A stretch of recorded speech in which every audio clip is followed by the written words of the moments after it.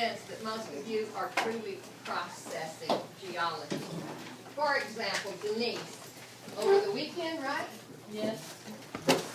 Located this in her newspaper, and it is about bitumen. Immediately caught her attention. She wrote this note: how is this related to bituminous rock? Okay?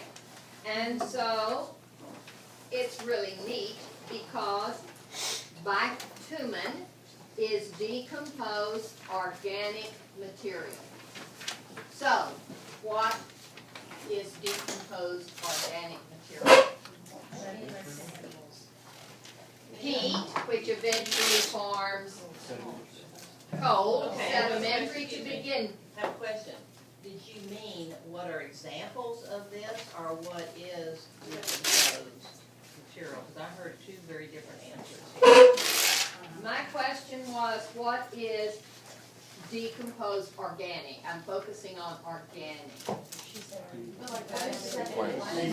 Okay, so one person said dead plants and animals, and another person gave an example of it. Okay, and so her example was the same as the example when they said plants, right? Who are we talking about? Now, to me, this was a definition of what is organic. Is from, that means it comes from living organisms. Living whereas organisms. An example is not a definition.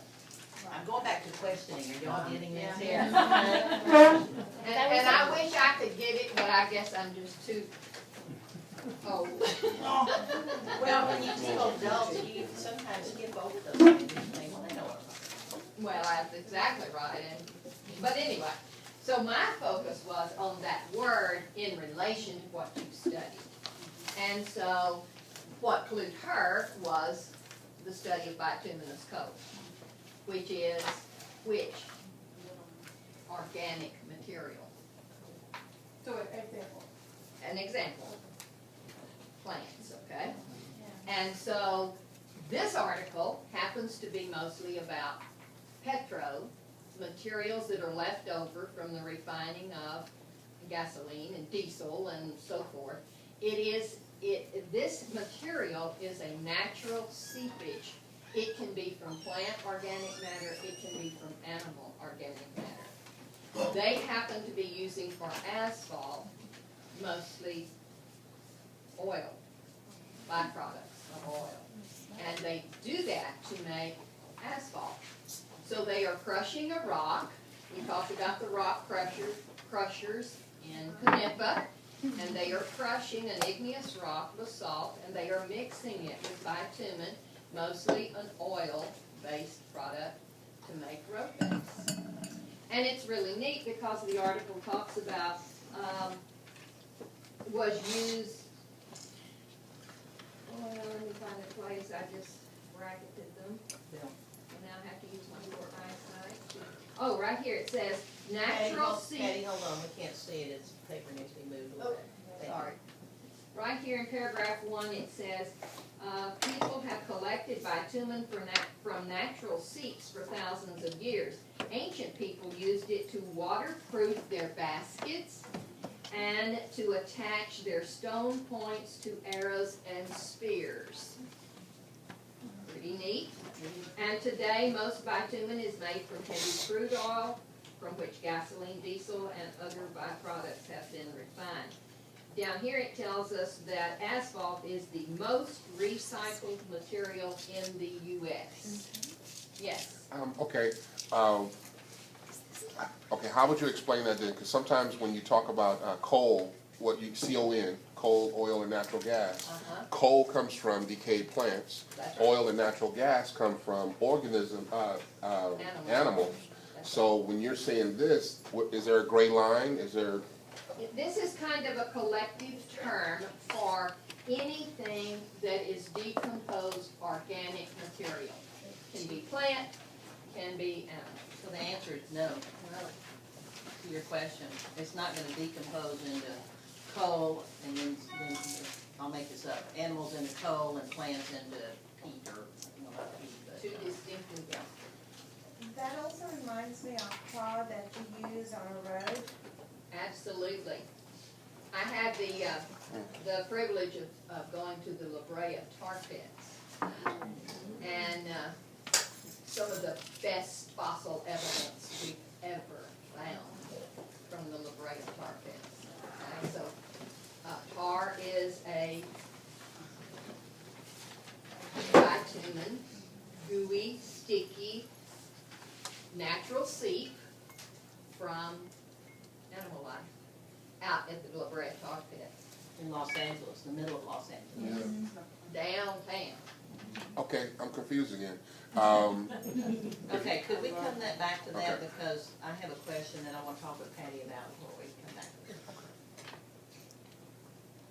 Later, Patty. I'm sorry. So who's next? She's trying for an Aggie scholarship today. I wanted to tell you, see, I'm an Aggie. Horace Mims writes in the San Antonio paper every week, and he lives in Seguin, and he's really a remarkable man, but he has lots of interesting columns like this. Yeah, If it says you look he's the for it, I think. country it's kind of scientist. useful. It's up top. I thought that was neat. So thank you, Denise, for, all right, next on our agenda is materials for the field trip tomorrow. Laura, you have that? Thursday. Not tomorrow, Thursday. Thursday, I'm sorry, Thursday, we're not Don't going freak us out like that. I was rolling with you, sure. Okay. Surprise. So, here are just some things that Laura and I brainstormed yesterday to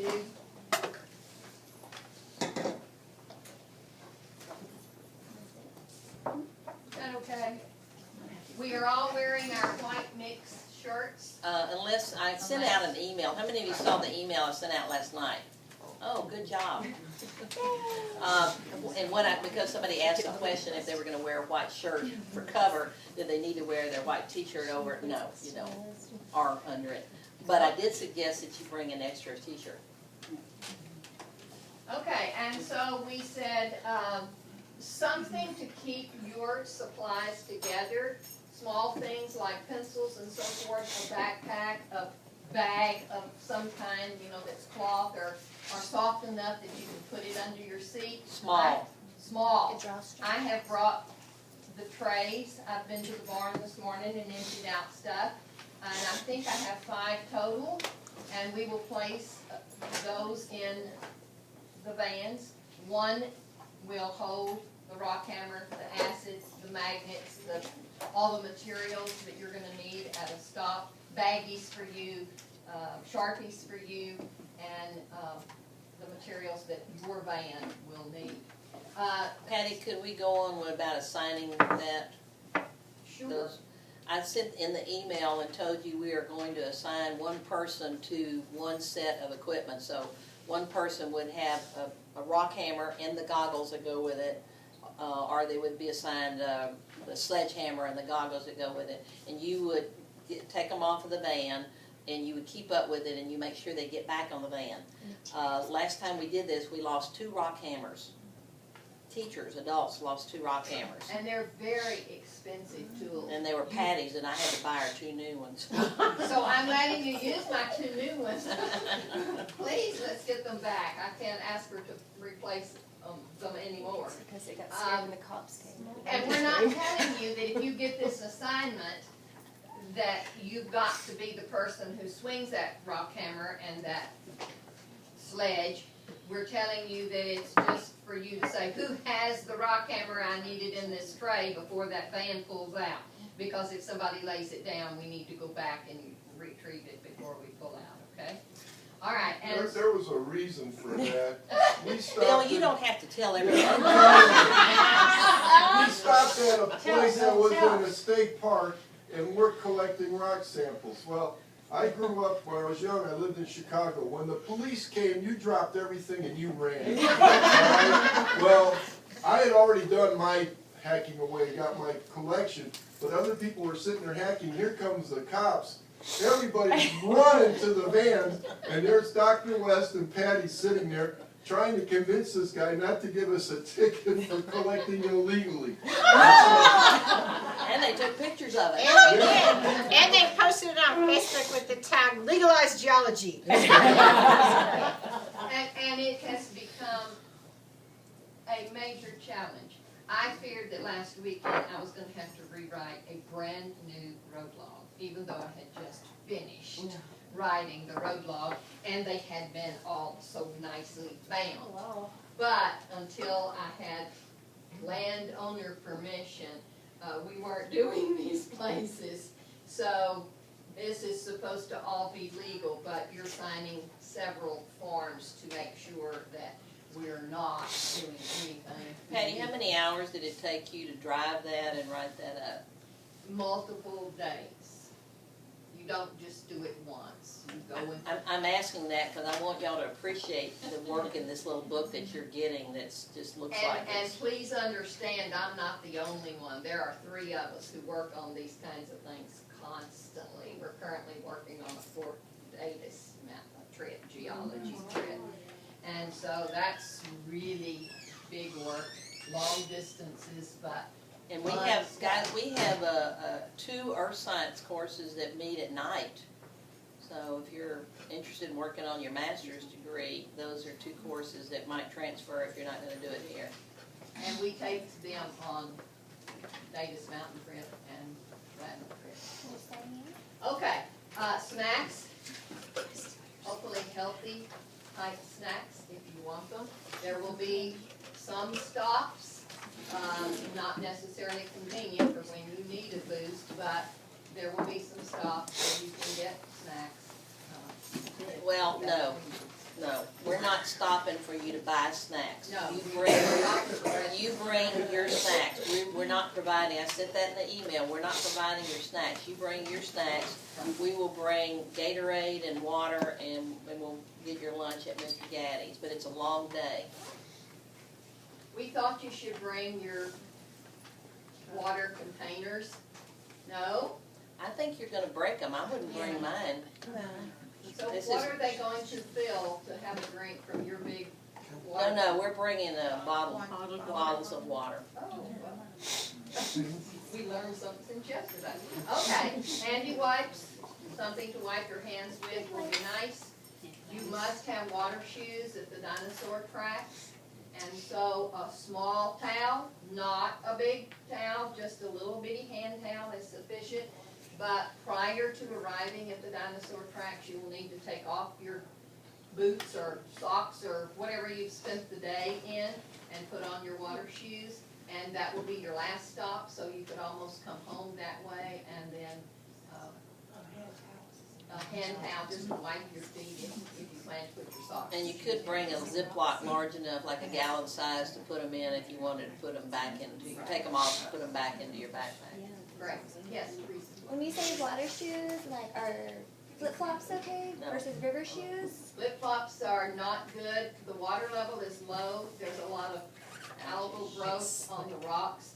Very, very slick and slippity. So like a For river you shoe. to slide in those shoes and hurt yourself really. Tell them why no boots. Pardon? Tell them why no boots or hard sole shoes. For the river? You're talking about for the water because there may be some water there. There is water there. Oh, is there? Gosh, last time we went there was no water. Yeah, well, there's more now than there was last Maybe year. some river shoes. But you will have to wade some to get to the totality of the area. Because you're going across the river to collect on the cliff I side. cannot collect there, but we're gonna go find some things. You know, that you will find a bunch of neat things. Okay, if you have a small hand towel, we said that. You need some kind of a container. Sunblock, I can promise you you're gonna need it. A hat, perhaps bug spray. Wait a minute, let's back up. We're talking wide brim hat, we're not talking baseball hat. That doesn't provide the Floppy protection. hats. Floppy hat. To wear those? No, you are adults. Did you read my email? Yes, but What did it say? It I was a quoted guide. Charlie Brown. Yeah. All choices, all Experience decisions with have a choice. consequence. Hold on. I said, you may choose what you like on your, what you wear, except for going into the river. You can't go into slippery, because that's a safety issue. Choices have consequences. Choices have consequences. And if you want brown spots like this on your face, then don't wear sunblock and don't wear big hats. Sunglasses would certainly be helpful, maybe an umbrella for the sun. Well, I tried to explain that in the email, because it doesn't make sense, but sometimes Patty's explaining something and you're standing out, there's no shade, and it's hot. It's hot. I'm bringing my umbrella, because I'm standing there with an umbrella listening to And it helps the protect against instructions. UV rays too. And she puts her umbrella over me. I do. Maybe a wildflower book, however, I've been there several times recently, and our wildflowers are gone. Pretty A camera, there are going to be there are some. all kinds of cameras taking pictures, but if you wanted some special things for your classroom, there will be some wonderful opportunities for that. Binoculars would be optional, certainly. I recommend that you take pictures with things that you're going to teach with. If there's some particular formation that you think you can teach with, get a picture of yourself with that formation. It means more to the students if they see you in that picture. They're going to pay better attention to that formation. And we want to take care of Agatha's question at the end of this, so Agatha, you're going to help me about the key to it. Rowan reminded us that we always have a lot of requests because of the extreme heat and the long day for painkillers. So if they're, I'm pushing pills now. Non-alcoholic. Yeah. Bring whatever you might need, because otherwise it's just potluck, as to what I would have, certainly, with nothing. And be sure you bring your road log. We also recommend a clipboard. A clipboard makes it nice. I have mine with my pencil attached. It's here somewhere. I attach my pencil to my clipboard with a string, because you will lose several pencils rolling around the bottom of the van, and it gives you a place then to consolidate the papers and things as you flip through and keep your road log, because tomorrow's our last day? No? Yes? Thursday's the trip. Tomorrow we will walk through the road log so that you will be able to anticipate what it is that you're going to be doing and how you would approach each of the stops to be prepared, okay? All right, anything else, Laura? Hand lens. Where is it? Is it up here? Number 11. Oh, right here, hand lens. A hand lens, if you have one, even the little plastic one in your kit will be very, very helpful to you. I am providing magnets for you to check to be sure that you have magnetite. I am providing an acid bottle for each van. I am providing one pair of goggles so far for 2 vans, so I need a 3rd pair of goggles in a baggie that's... We need 5 goggles. We need one for each hand pick and one for each Okay, well then sledgehammer. I have 4. I have your sledge and I have my 3 rock hammers. So that's what I have. Oh, 4. So Rowan, if you could help me get, Oh, oh, she needs a goggle. So we need several goggles that have been sanitized and baggied, so that I have 2 pair, the 2 pair that were in here. Yes, I have a lot of clipboards. Do you want me to bring those? anybody in here? Mine just broke. Who needs a clipboard? Who does not have a clipboard? Raise your hand, let's get a count. 1. Thank you, Margaret. Thank you so much. Pack it up. Wow.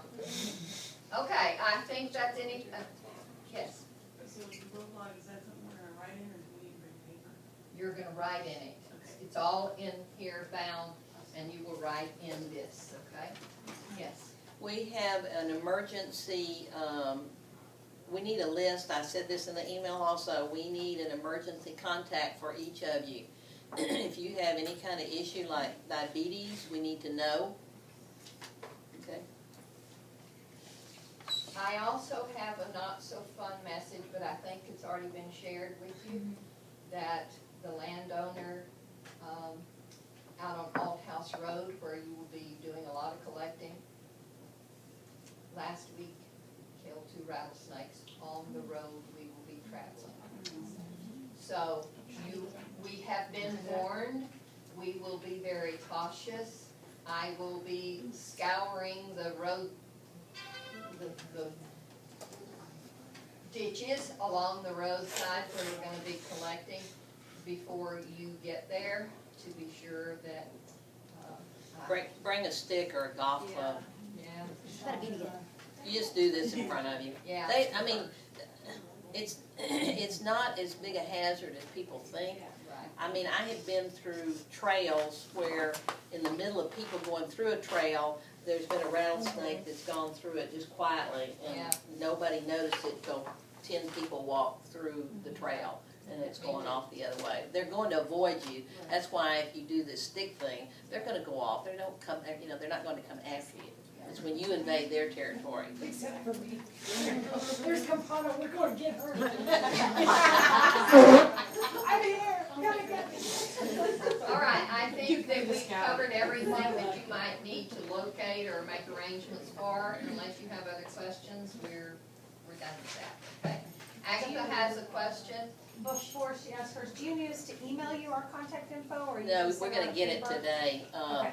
Jen is working on that. Okay. So how will we, Rowan wanted you to. how should we go about assigning these people? I know not how we're going to determine who's riding where. Materials. Okay, question. I know that Brenna has a motion sickness issue, so she's already getting one of the front passenger seats. Does anyone else have that issue? I Okay. just bring some driver. Yeah. Right. Yeah, I guess 24 hours. I'm not gonna take Germany in a class. I have. Flying I'll take care, but I'm not gonna. I have a motion sickness problem. I can sit there back, go to sleep. Okay, got it. So you're gonna, So y'all can load up as you like, but the people with the motion sickness are gonna get the front seats. Are these the passenger vans?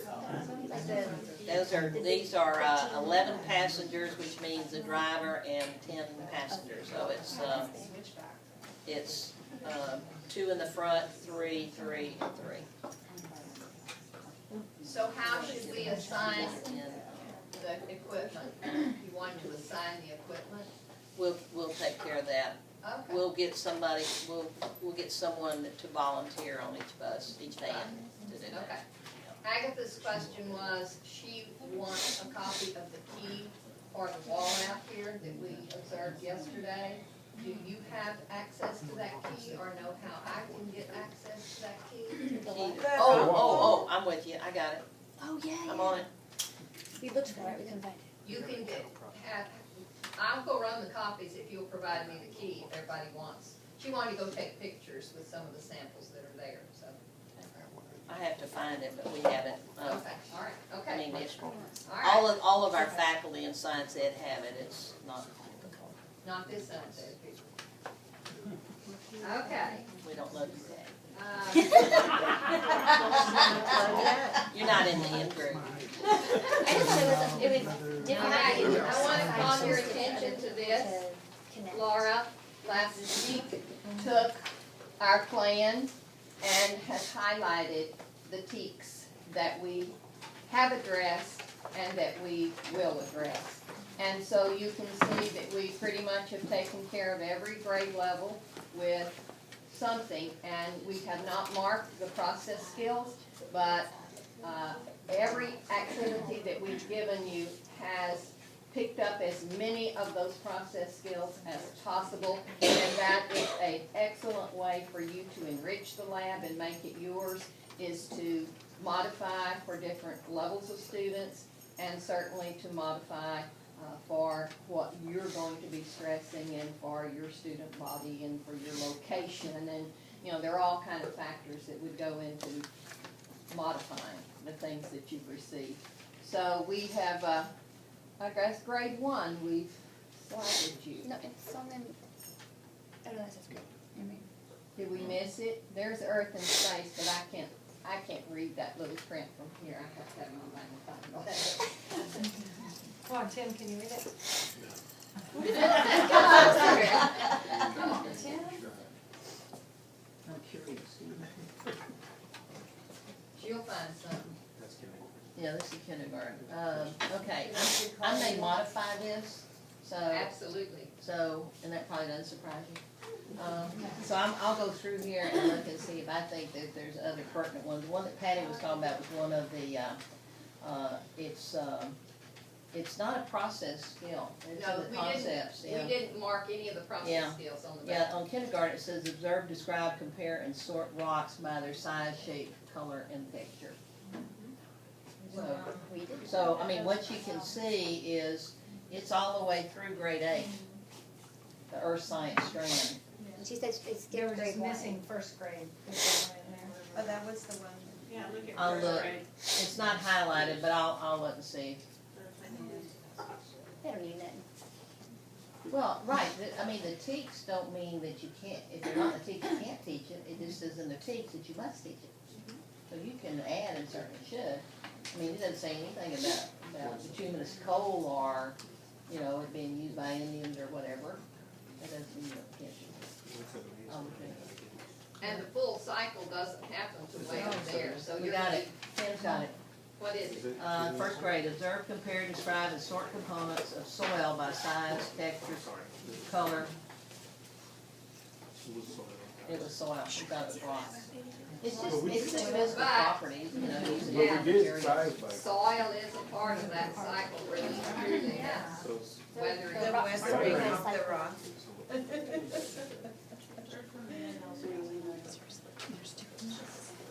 You said it's It's got 2 columns for 7th grade.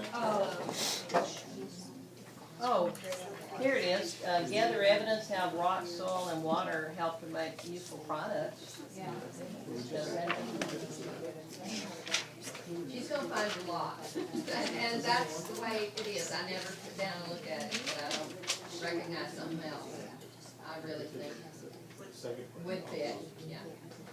So, All right, can we go on while you finish coloring? All right, I would like to draw your attention, the teachers, wrong example mathematically. Your examples correct mathematically. What makes these correct mathematically? Reading from left to right. Yes. I started with today. This is birth of the earth. You started with today. That's birth of the earth. What makes yours mathematically? Chronologically. Yeah, because this is the, you know, moving down, up. A million years ago, You shouldn't say up and down. So this timeline is modeling, am I correct by saying the negative x-axis? No, it's positive. Time is positive. Time is positive, okay, then say it correctly for me. Christina did. Say it again, Christina. it's an increasing in number. The years Okay. The years are increasing That's what it says. from beginning until today. Right. So that's year 0, year 1, year 2, year 3. There you go. Say it again. It's increasing in chronological numbers. Chronological numbers increasing, okay? Notice that some of you used artwork. That's cool. Do you think your children would really enjoy doing that? Yes. Absolutely. I have a file drawer at home of examples that I've kept for years. So I have just a few. And I was, never fail to be amazed by children, and especially my special education children, who were so creative. They could draw me a picture that was recognizable of any one of those events. And so, a lot of room here for you to appeal to those students. I brought two things that if you were interested, I have before used these because this is the development of the continents since Pangea all the way up to today and future. And so if you wanted this, I have had honor students, place those on the tape so that they understand the relationship between plate tectonics and the geologic timetable. So I will put this paper over here and you will sign your name if you think you could use those, and I'll get you a copy. Maybe this is big enough for you to put your name on. The other thing that I have, I don't know if any of you are from this area, but there is one artist here that I had the privilege of working with for many years. He does cartoons for area papers. His name is Benj Elliott. He is an artist of the best. And so he took the story that you have called The Most Amazing Movie Ever Made, and he made these sketches just the width of what I was using at the time of my adding machine tapes. And because some children stops them because they won't draw. Yeah. I don't know how to draw. I don't. And so these would just be taped on in their appropriate place. So it was an idea for modification between my team teacher and I. So we had him take the story and make the important points that we wanted located on that timeline in a relative sort of way, and just let them measure. So this will be over here if you'd like a copy of it to go with the timeline activity. You can sign your names, okay? We put a. Oh, a big list, okay. And if your name is on here, does that mean you want both? Well, we're making one for the other one. You are so good. Okay, that, anyway, you will find some of these just hilarious. Their organizational skills, how different they saw to denote the different eras and periods and even epochs of time were pretty interesting. Okay, we're going to do a relative dating. There is one stop on this field trip where we will, it's called LBJ Overlook. We will be overlooking LBJ Lake, and we will depart the vans there. It is a dangerous place because you have to cross 71 and the cars are just flying, and it's on a hill and it's on a curve, and so I will be, Miss Mother, nervous, telling you to be sure to be careful. I just can't help it, so humor me.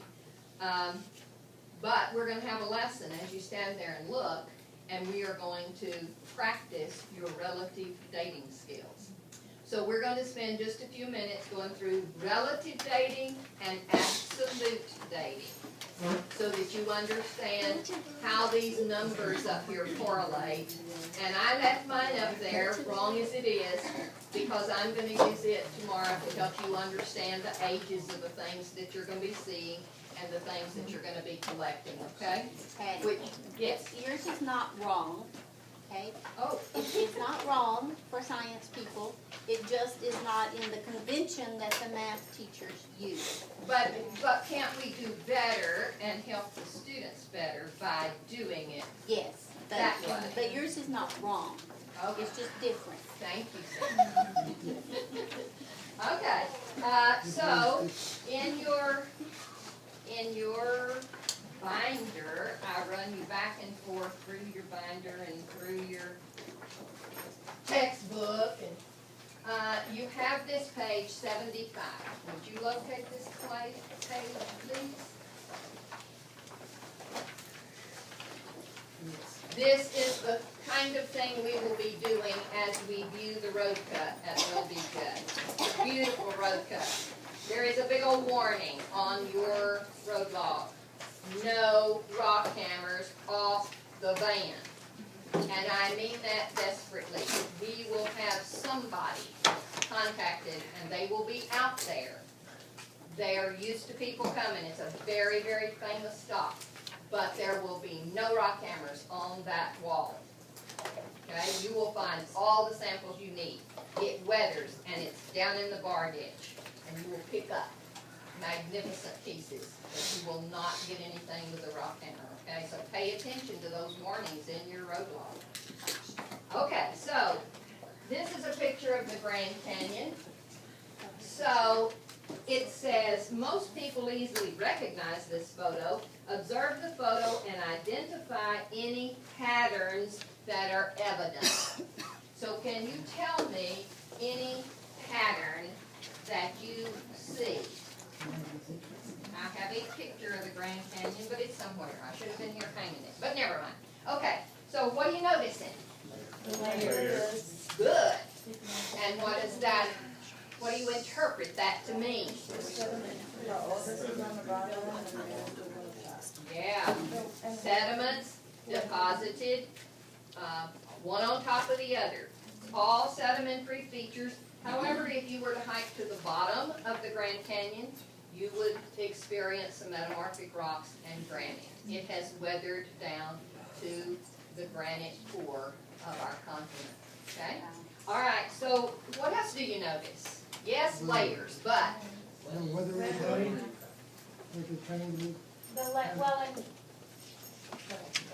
he notices the weathering and he's doing this, so I'm supposing you're talking about this kind of slope. Would anybody like to give us an idea of why parts of the Grand Canyon would weather like this, while other parts weather like this? What could, I'm sorry. No, not sorry. I just want to focus on some language here. Remember, we don't always know why.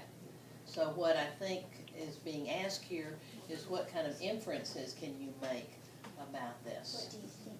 Yeah. How could you interpret this? Right, because remember, only if you have the control kind of experiment can you know why something happens. Okay, we can make inferences based on slope, what we know about slope, etc. But not necessarily why. Okay.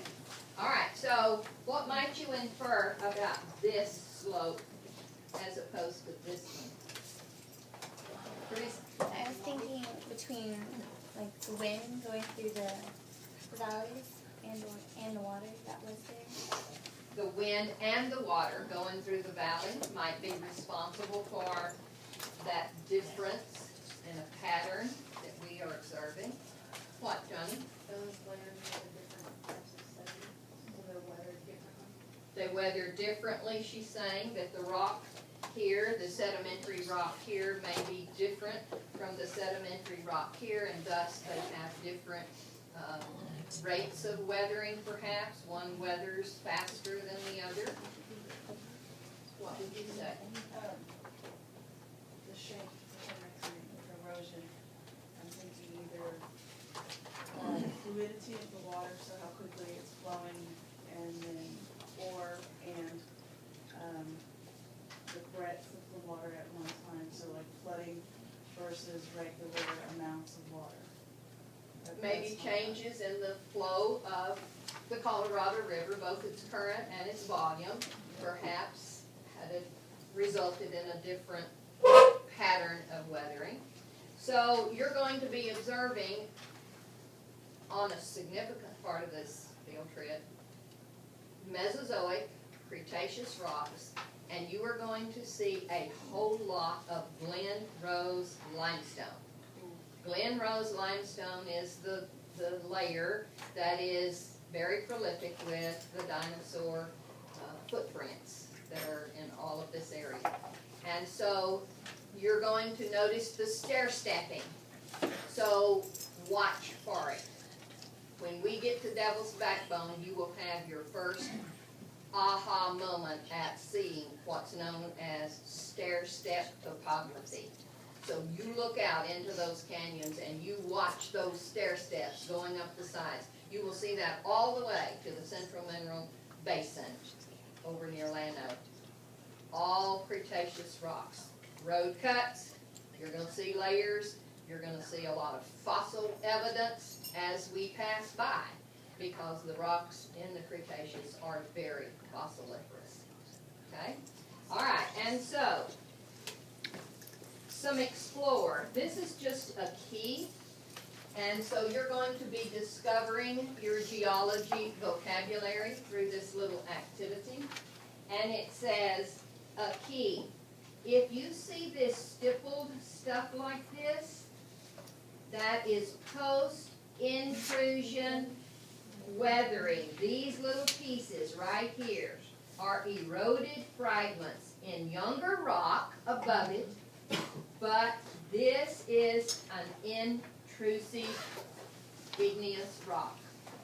It has weathered away, and these little pieces will be picked up and be embedded in a younger rock layer above it. Does everybody understand that? Okay, this is an intrusion. Would it be better to call it a dike or a sill? A dike, okay? And these little hatcher marks right here on both sides are indicating that the intrusion of that hot magmatic material has done what to the rocks on either side of that dike? Metamorphosed it, changed it. It's called contact metamorphism. And a wiggly line, or a line that we can identify, not always in the diagrams will it be the wiggly line, but you'll have some clues that there is a zone called an unconformity. It typically is an erosional surface. It may be erosion, it may be that nothing was deposited between two rocks in sequence. There's a gap there that can't be explained. It might have been there and was eroded, the land may have lifted and was never deposited until the land subsided. To get deposition, it has to be underwater, right? And so that unconformity can be explained in several ways. And we're not going into all the different kinds of unconformities. We're just saying there's a gap. There's something missing in the rock record. And you're going to see some of those at LBJ Lookout, okay? All right, so here we go. This is fun stuff to some people. Okay, and so in your column back here, Laura and I have been saying for days we need to draw your attention to this column. I'm sorry, Cindy. That's okay. Do you see this? Some of you thought that perhaps this clay dissolved in water. Did it? No, it was held in suspension. It just took it a long time. Had to sit here for us to get all of our layers, right? So if you just look at this sequence, who would you tell me is going to become the first rock to form from this compaction of more and more and more stuff in this column of water? The one down here, right? Yeah. And so if you were going to sequence these layers by relative age, no numbers, nothing absolute, we're just going to say that this bottom layer down here would be conglomerate, the oldest. And this clay layer up here, forming what rock? A sedimentary rock made of clay, shale, yes, would be the youngest in the sequence. Okay?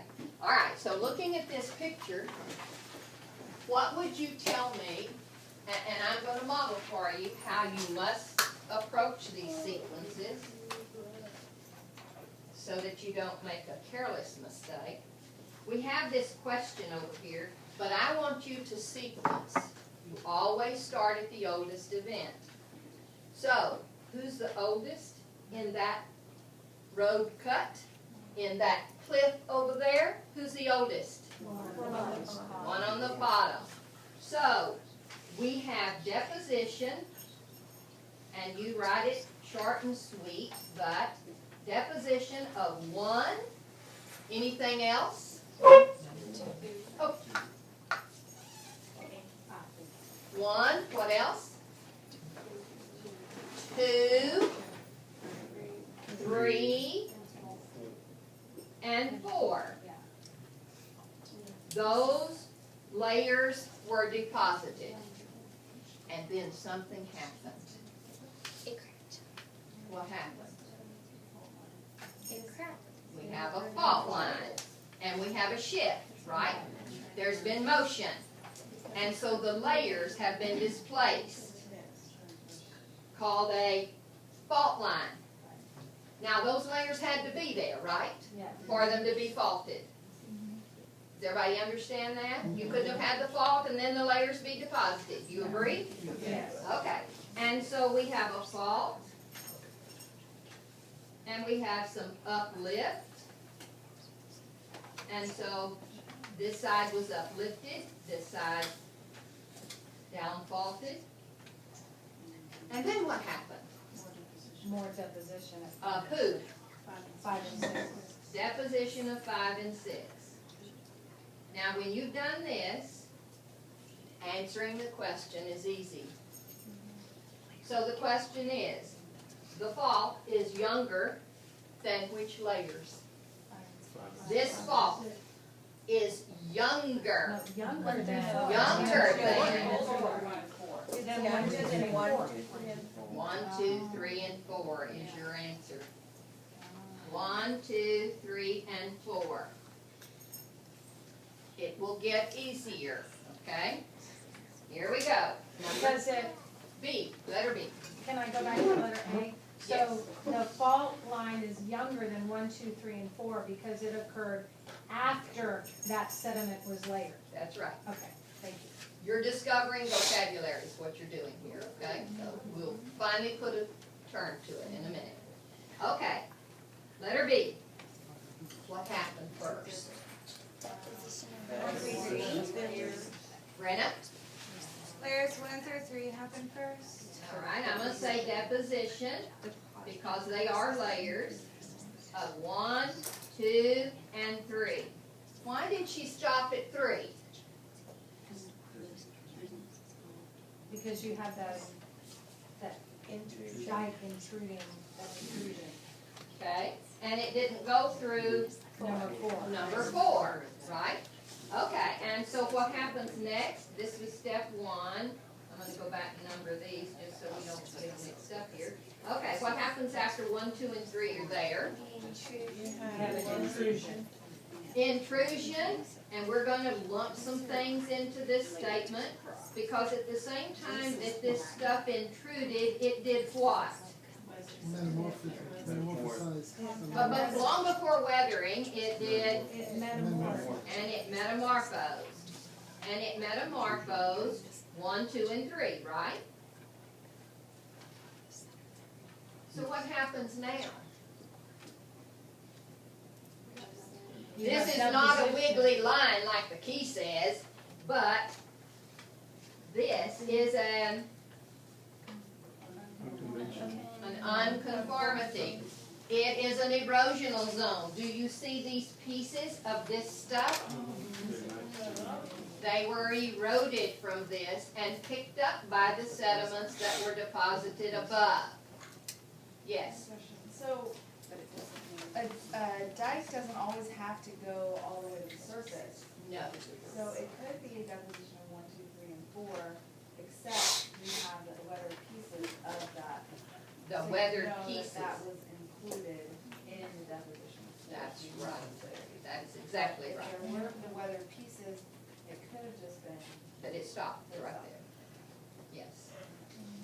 You have to have evidence in order to make the inferences that you're making, okay? Could you reverse that one more time, please? I'm sorry? Have her, will you say that one more time? Okay, so. A dike doesn't always have to make it to the surface. Right. So it could have just stopped at 4. And number 1, it could say deposition of 1, 2, 3, and 4. However, because there's weathered pieces,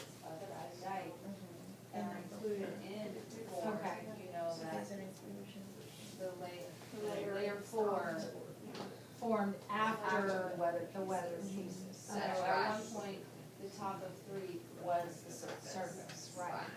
This was an erosional zone, Okay. okay? Johnny? You said that the little lines there on the side of that intrusion mean that the rock on either side is getting, how do you say Metamorphosed.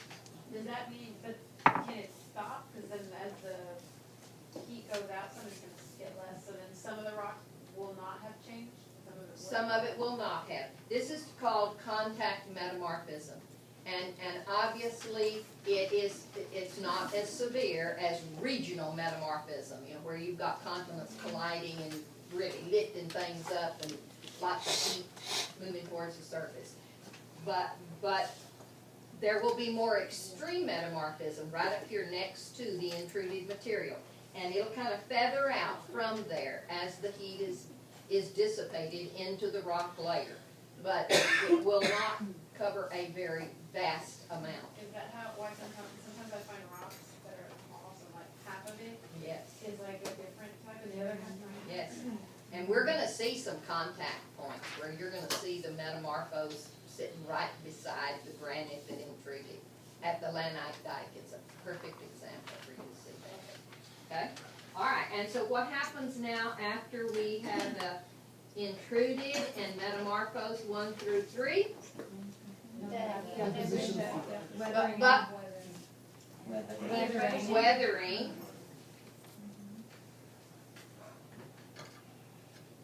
Of Of 3, right? 3, yes, or between 3, let's just say weathering of the top of 3, Okay, and the last step will be Deposition of 4.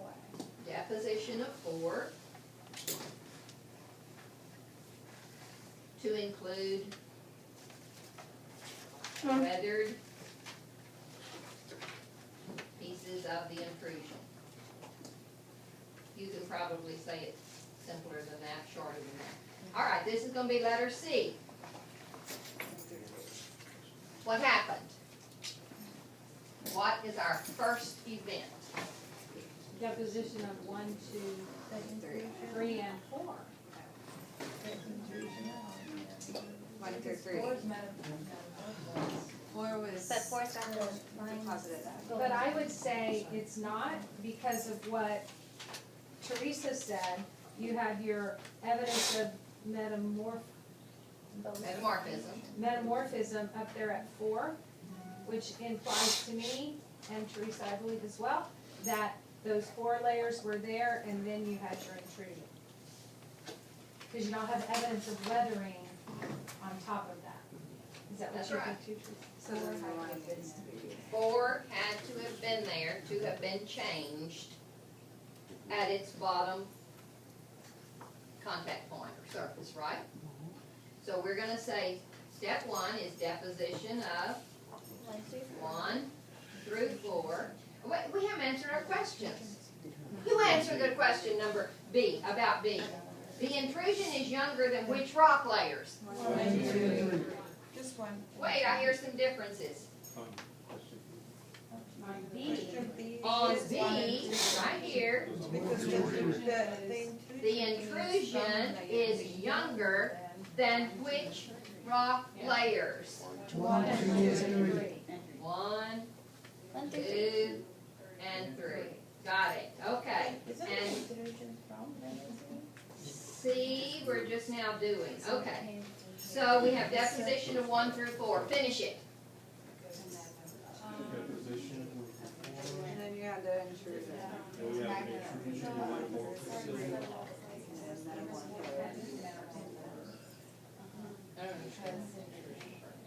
Are you done? See, The answer is, 1, 2, 3, 4.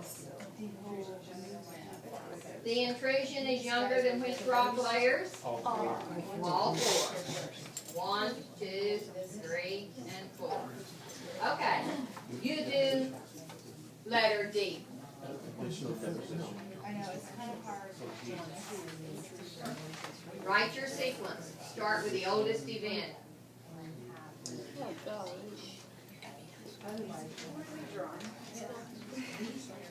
But since Yes. In the second picture, the intrusion, is the intrusion rock, this comes from, is the intrusion rock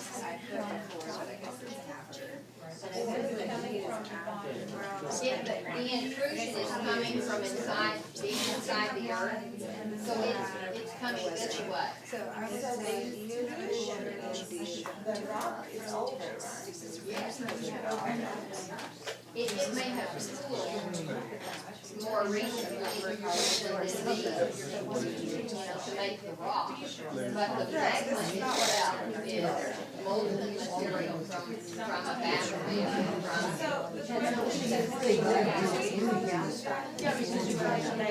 the intrusion is younger than the rock layers.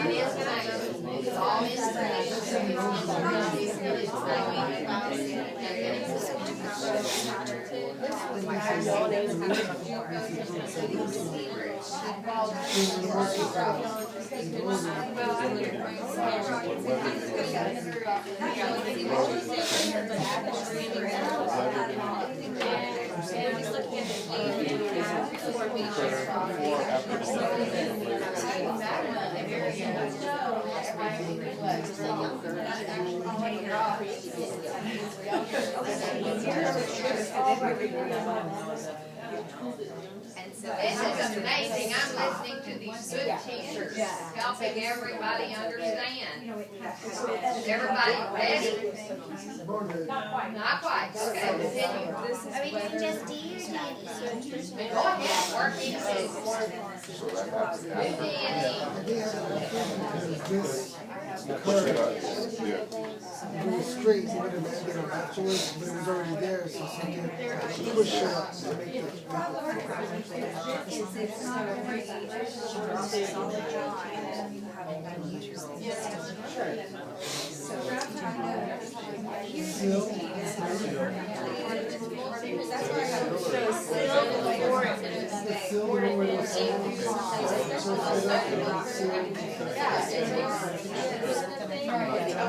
And so we're kind of that for a while.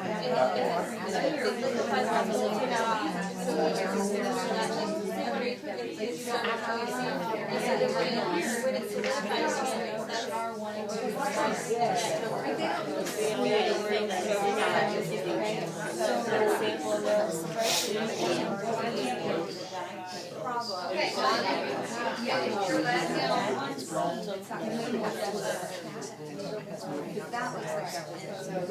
All right, everybody listening. I'm gonna call on some people, and then if you have a further question, we'll go through it again, okay? All right, so we are on C, and so, Margaret, what did you write down as first event?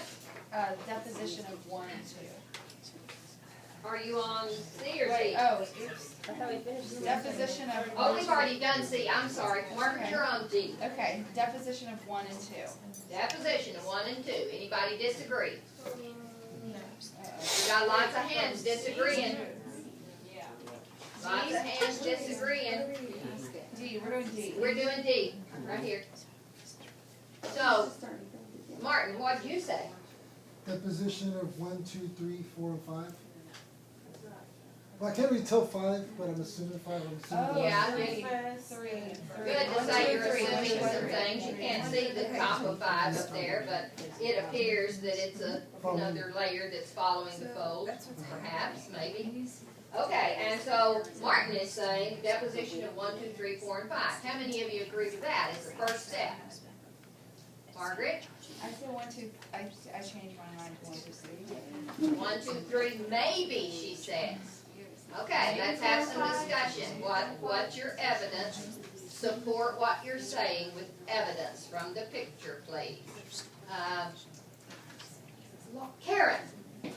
Well, since the layers 1, 2, 3, 4, and 5, to me, they had to be there before the intrusion in order for you to get the ripple effect or the fold or folding of 4 and 5. Okay.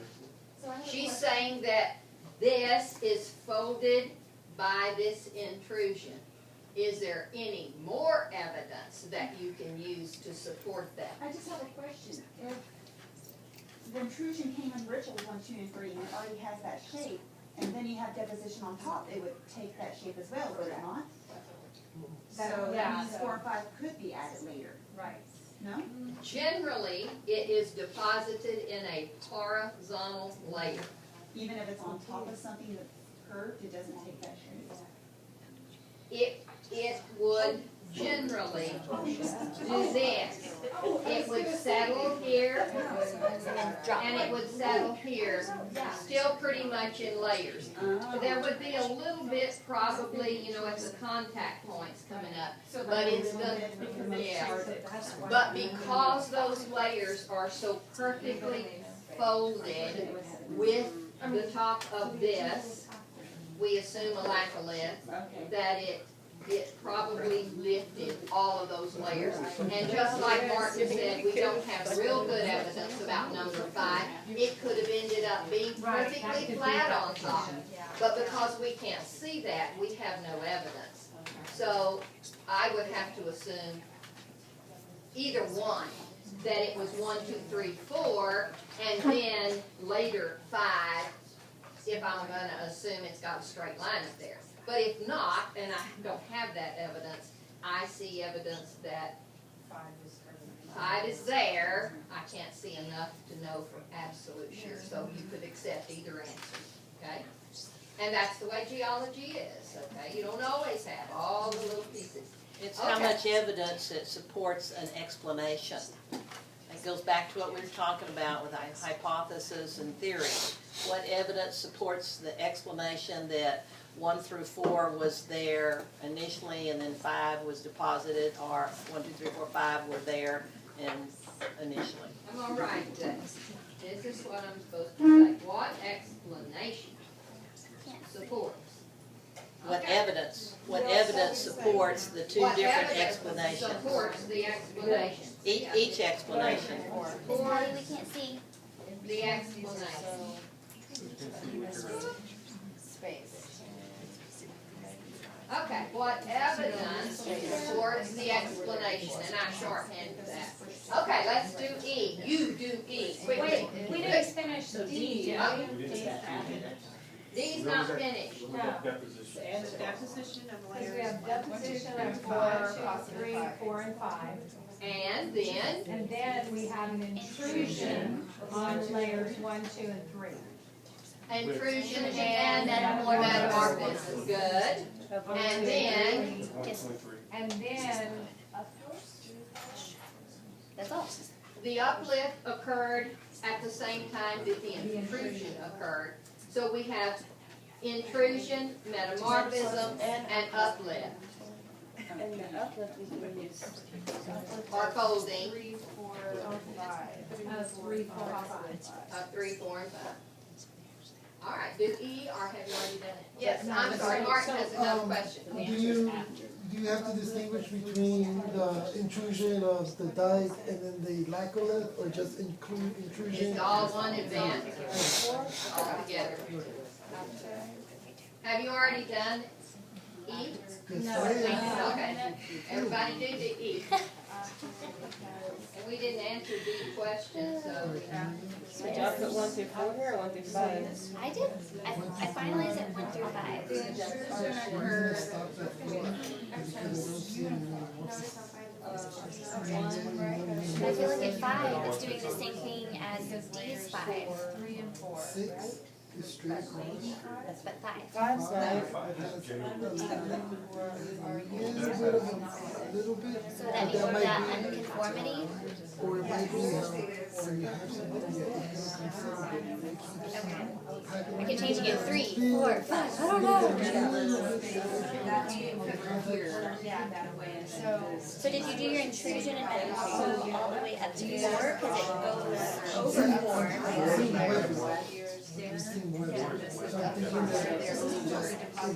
Doesn't have the height. But isn't there weathering in 3, so you have weathering for 3 and 4?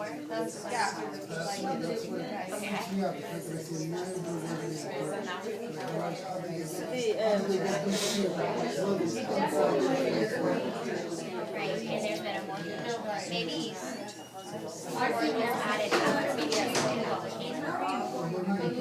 So the intrusion and the metamorphic would be like 1 through 3. 1 through 3, and then the weathering. There's weathering on 3. Maybe it was a drastic, like, giant flood that brought it back down.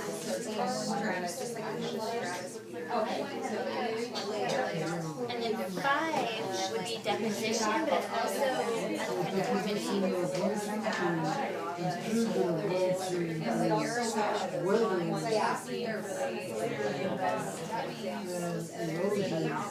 Well, wait, did you do your depot of 1 through 4 or depot of 1 through 3?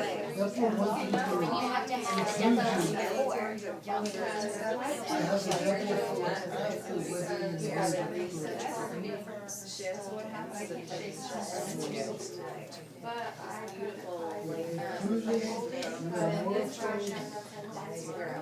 All right, are we ready? Let's go back and answer our question here for D, and then we'll do E. Did the intrusion occur before or after deposition of 3, 4, and 5? After. And it says explain. Can you explain? Let's have Christina. Can you explain that answer? She doesn't agree with it, so she can't explain it, so Zurich has a question? Because I think that 3 and 4 are obviously older than the intrusion, and that 5 and 6 are younger. No, wait. And 5 and 6. Wait, we're doing letter D. We're answering We D's came back question. just to answer the question right here on D. And so we answered that question, but then it said explain. Okay? Let's go back to Christina. Tell me why you don't agree. Okay, so, the statement was that it happened, the intrusion occurred after the deposition of layers 3, 4, and 5, correct? The intrusion happened. Based on what I wrote down and how I was looking at it, what I put was the intrusion occurred between layers 4 and 5 based on when the lack of was intruded. And so for me, I see it happening then, and so like before 4 and 5, but after 3. And it just could be the entire thing. After 3. How would you explain these little hatcher marks right here? I wouldn't, because I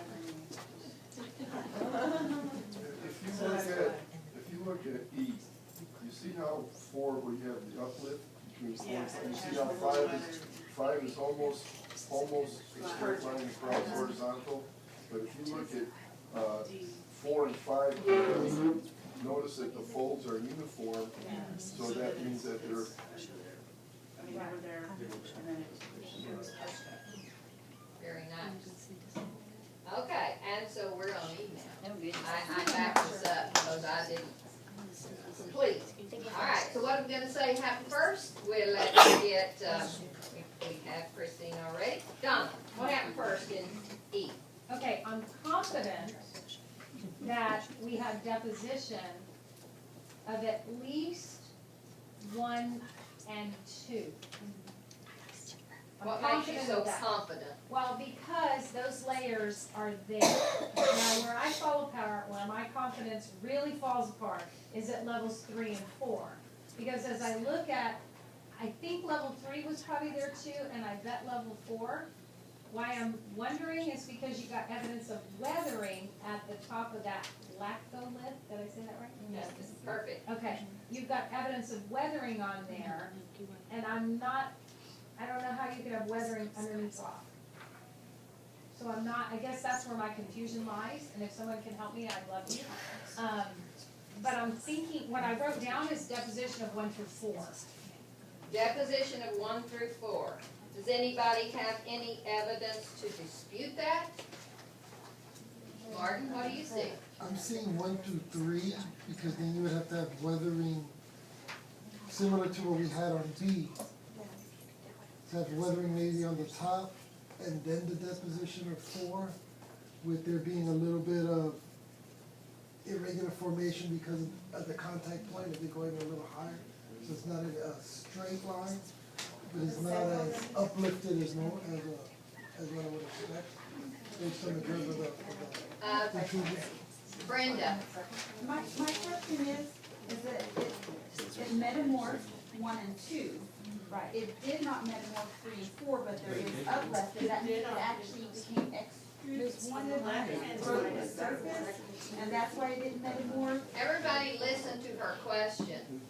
Say that again. Give your evidence. Okay, so I noticed that on layer 1 and 2, that it metamorphed, but on 3 and 4, there's an uplift and no metamorph. So I was wondering if it actually penetrated the surface and became. What makes you think there's no metamorph? As opposed to intrusive? Everybody hear that? What makes you think it's not metamorphed on 3? Because there's not the little dashes? Yeah, there are. There's one. There's one. Are There's those one on one dashes side, though, not or on the other is side. that a piece of rock? That's a circle of weathered material. I'm sorry. Can you see the next one up? I'm sorry. The third one. The third Oh, one. the third little funky. Looks like that looked like metamorphosis. That was my evidence. That's a circle that happened to hit one of those lines. I retract my answer. So this was in fact extrusive. Okay. And you're right to say, I don't understand how those weathered particles could have been in place, included in these layers, unless this was an erosional unconformity. All right? Everybody understand that? So we have deposition. Deposition of 1 and 2. Then we have the intrusion that metamorphosed. In 1 and 2. 1 and 2. Then And then we have a weathering surface, an unconformity, you could say. And then what? Would you have to have a deposition in 3? Yes, the line of 3 that goes over the top of that black lid was an erosional surface. It was the ground. It cooled underground, but it became exposed, just like the black lid that you're going to see. It's now exposed, and it weathered. So these are pieces of that intruded material. So now we're talking about the layers on top of that erosional unconformity. What do you notice about them? Right, could I write down? Absolutely. Number 1, deposition of 1 and 2. 1 and 2. We have an intrusion, metamorphosis of 1 and 2. 1 and 2. And then we have an unconformity, or we could say we have an erosional surface. 3. That's 3. And then number 4, we have deposition of, and what do you want to say? Deposition of 3, 4, 5, and 6. 3, 4, 5, and 6. No, we have 3. 3 and 4 include weathered particles. Okay? Was three there though?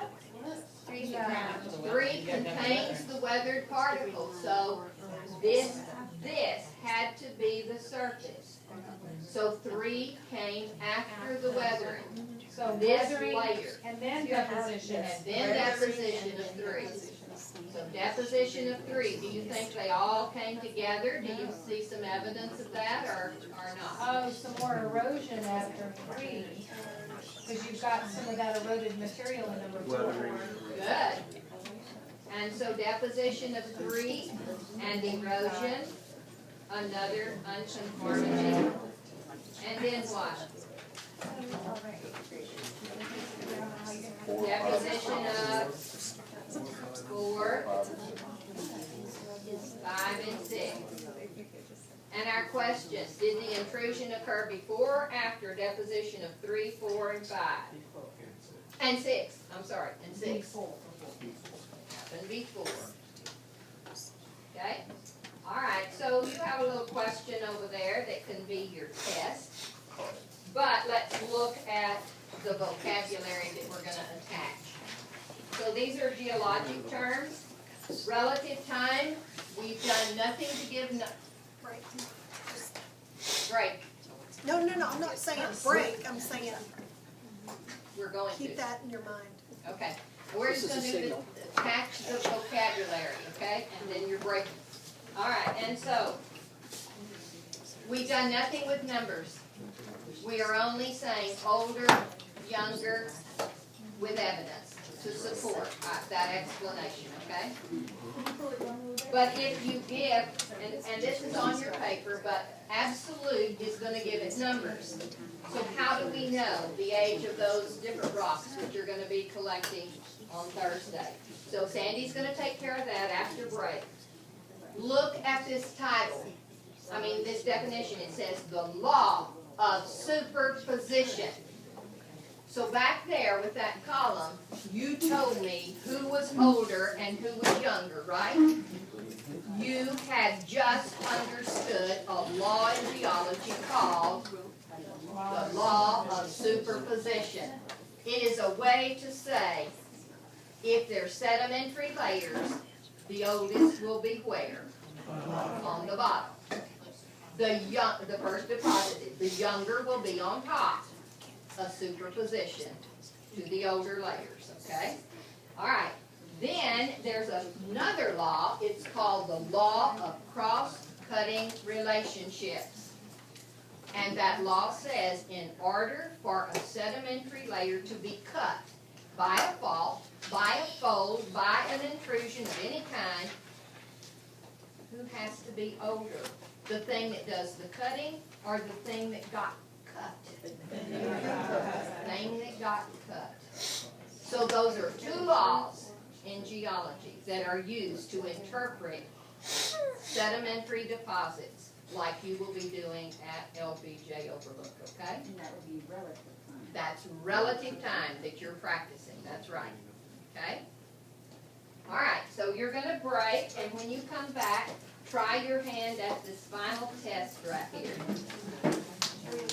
And then you're going to be absolute dating.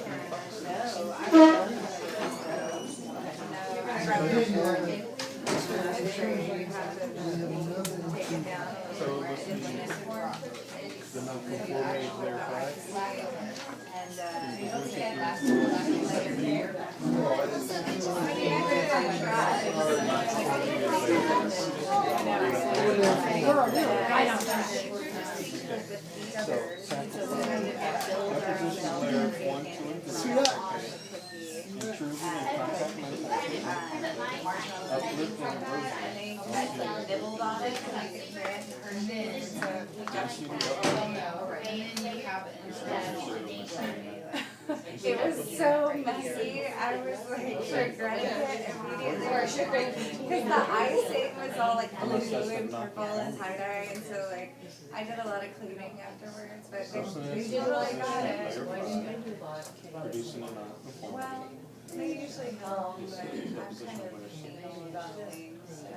I mean, I saw. I don't. Oh, no, they started. You have more I did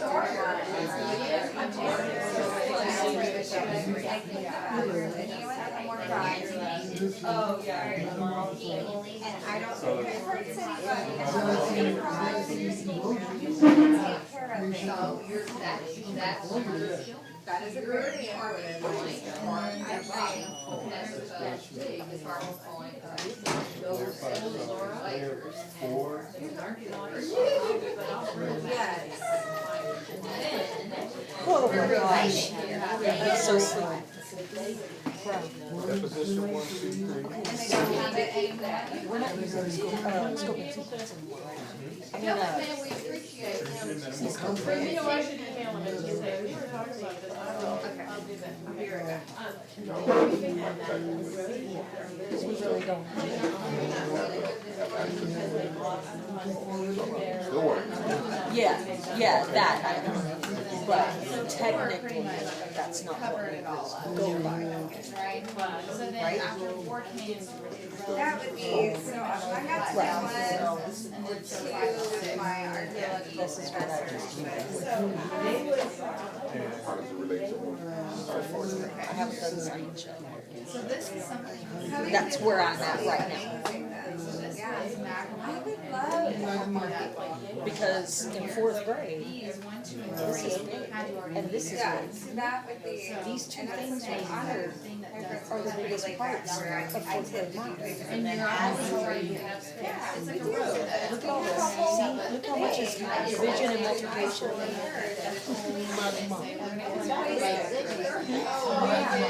Magma. What grade math do you teach? High school algebra. All you have to So, I'm trying to come up with. No, there's a huge field of their trade that they have, they learn cost. Perfect. And if one comes in, I want to be able to go, you know what, this is what we're gonna do. Yeah, you do want to go, you know? I gotta do this for all subjects. Even some plants.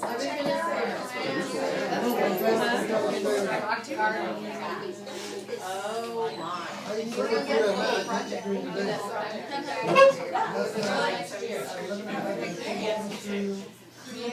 And I have a lot of PTO this year, I have a lot of parents bringing in. I'm gonna talk to Anna or Tamara. Sorry, guys, that's just start up again. I took it down to about there, now I'm at 1, 2. Okay. When you say 2 cups, so we do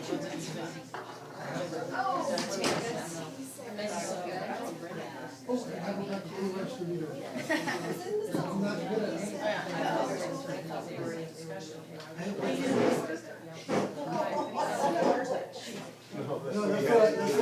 of for a snack.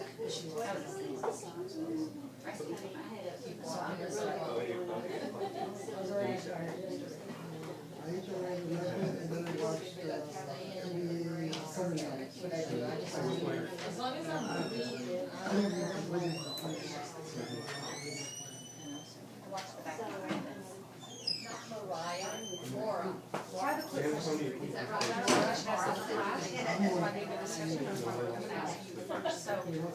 Oh, no, we weren't getting second. Superposition. So it is always explained to me before I did this, that, and I know when we see it, when we do seminars, you know, we do those.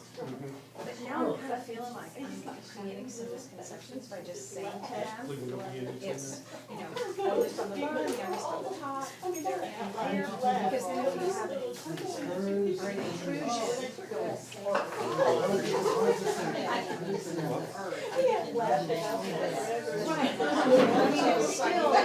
all this young gas. There is a general rule. Okay. Right. Then, general rule, variations on this theme, is generally what happens. Because then we do discuss, okay. One is the last one that was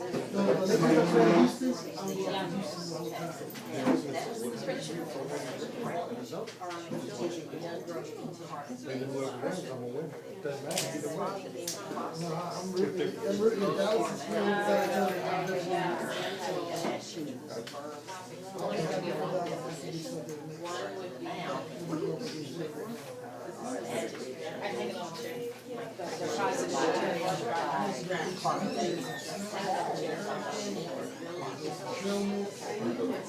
Yeah. Because I'm just thinking, so, you don't have to do anything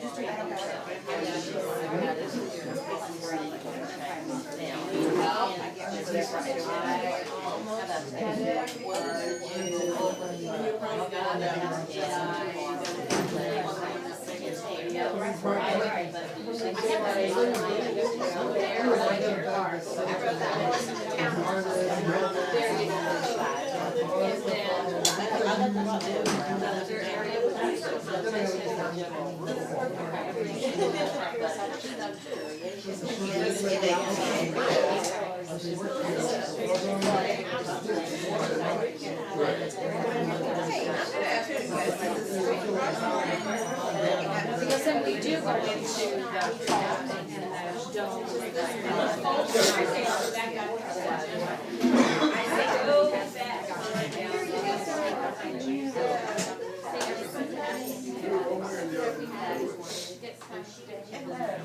Here, let me see if,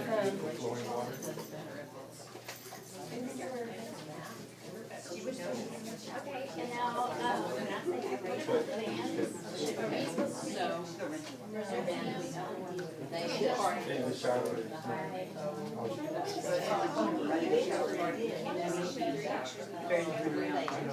I know we had a number yesterday.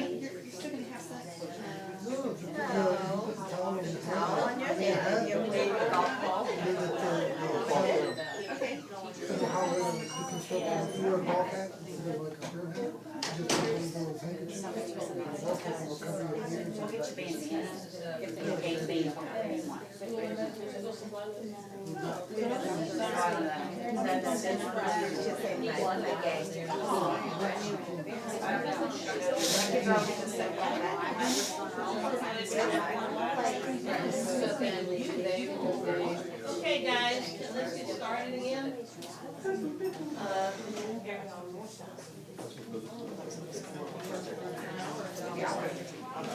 Okay, a couple of logistic things. Here is the paper that needs to go around where you need to put the emergency contact name and the emergency contact phone number or numbers. I'll put two in there, that's okay. So we'll pass that around. We also have the biology department safety contract that says you know about these things and you're gonna be careful, essentially. So we'll start those around.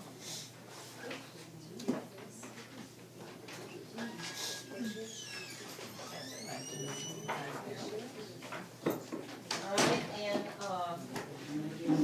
two things before Patty gets started back to where she was. And I think I'll, Patty, stop that laughing, pay attention. I'm just sharing. Okay, I have a question for you, about sequence of instruction. I was gonna do this one first and then get into our discussion that you and I had. Do you wanna do that before you take care of the math part, or you wanna do it after your math part? The discussion that I had, to go back and do the geology. My math part should come after we finish the discussion with you. Okay, all right. So y'all see how you have to make instructional decisions, and it's based on the big ideas about sequence of instruction.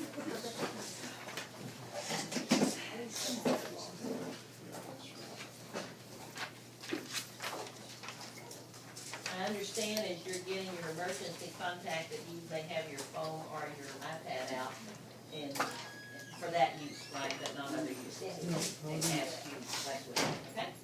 All right, so, there are scientific journals of which, one of which is the Science Journal that I have up here. Bill, you have to sit down. What are you doing? Trying to get the projector on. We don't need it right now yet. You know what I mean? Yeah. Oh, here, we have a remote that does it. We're not just here,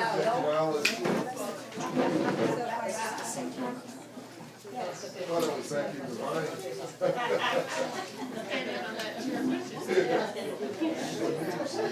I tell you what, having them up there without a table underneath it saved one of the projectors at one of our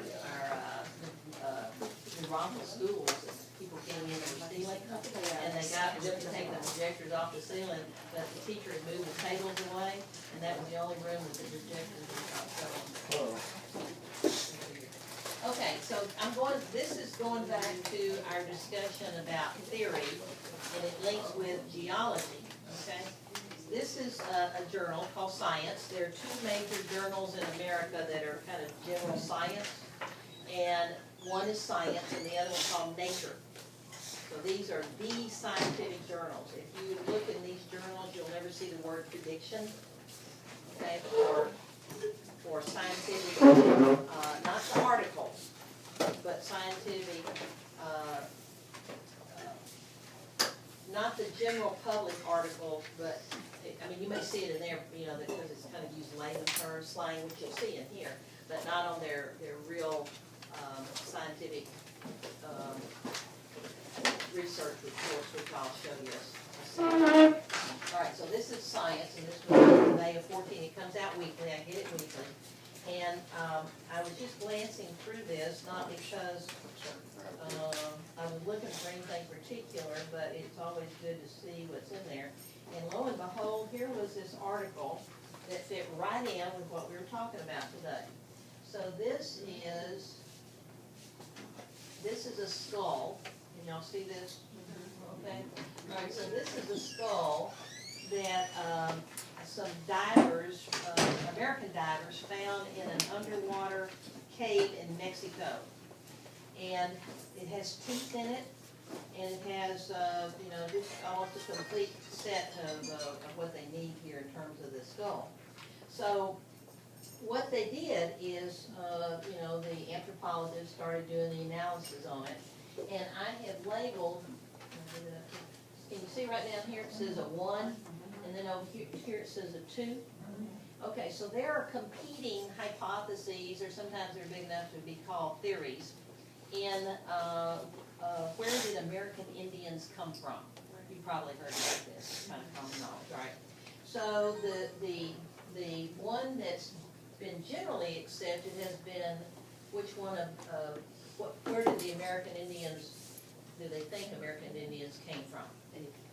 Right, that they came from Asia, but they came across the Bering Bridge there. They theorized, they hypothesized that there was a land and they could cross that way. Okay, so that is kind of the prevailing theory that's going about where did North American Indians come from. Well, there's a competing theory that says, no, they did not come from that group of Asians, but they came from either another group of Asians or Europe. That's a competing theory, okay? So this piece of evidence here, they looked at the skull, and they said right here, where the 1 is, that it bore the typical skull and facial features of some of the earliest known prehistoric Americans, high skull, pronounced forehead. So that's the one, that's the correct theory, the prevailing theory of, you know, what the skulls look like. Then, they, down here for number 2, they took a genetic marker from one of the molars, because it finds skulls that you can't get the DNA out of the skull, you have some other kind of tissue like the teeth, that they can get the genetic marker, and it also was evidence of this Bering Bridge group, if you want to call it that, all right? So that's 2 pieces of evidence that support that theory, that explanation of where they think the American Indians came from, all right? Over here, mark my pencil so it's hard to read. Oh, right here. Okay, so right here, it says, Lower. oh, hold on. Bill, you're supposed to be watching me here, buddy. Trying. You know I need all the help I can get. Trying. Okay, it serves, okay, it serves mostly as confirmation, that means evidence that supports the Bering Bridge theory. Recent major study reporting the complete nuclear genome sequence of the 12,700-year-old child from Montana. Okay, so I'm not caring about the details of this. What I'm trying to get you to understand is, how do scientists work? How do they do science? All right? So they take the evidence and they say, well, this evidence, this explanation of the Bering Bridge, this evidence supports that explanation. It fits it. It does not fit this other one that says they're from a different part of Asia or from Europe. That's how science works, okay? So the evidence either supports it or it does not support it. The writing example that Deanne gave yesterday said something about either rejects or accepts the null hypothesis.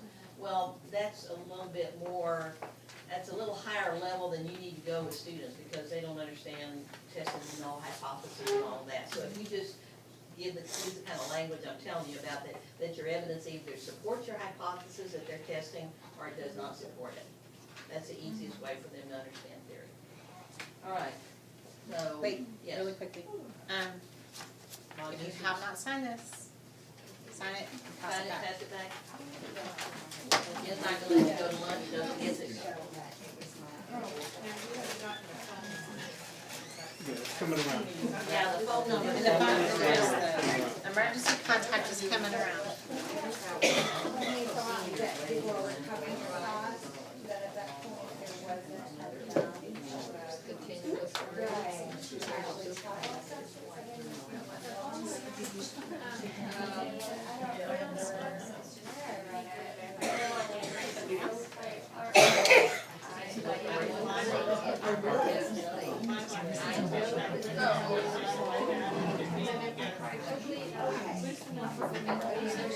Recently took our pictures in front of a few of our buses.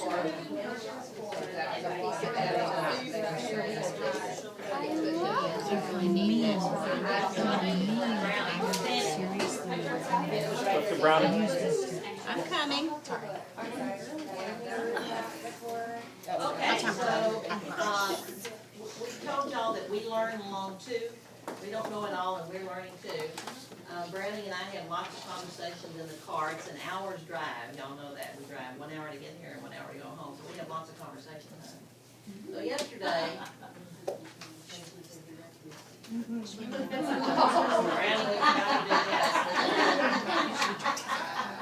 That's my job, that's what I'm supposed to do.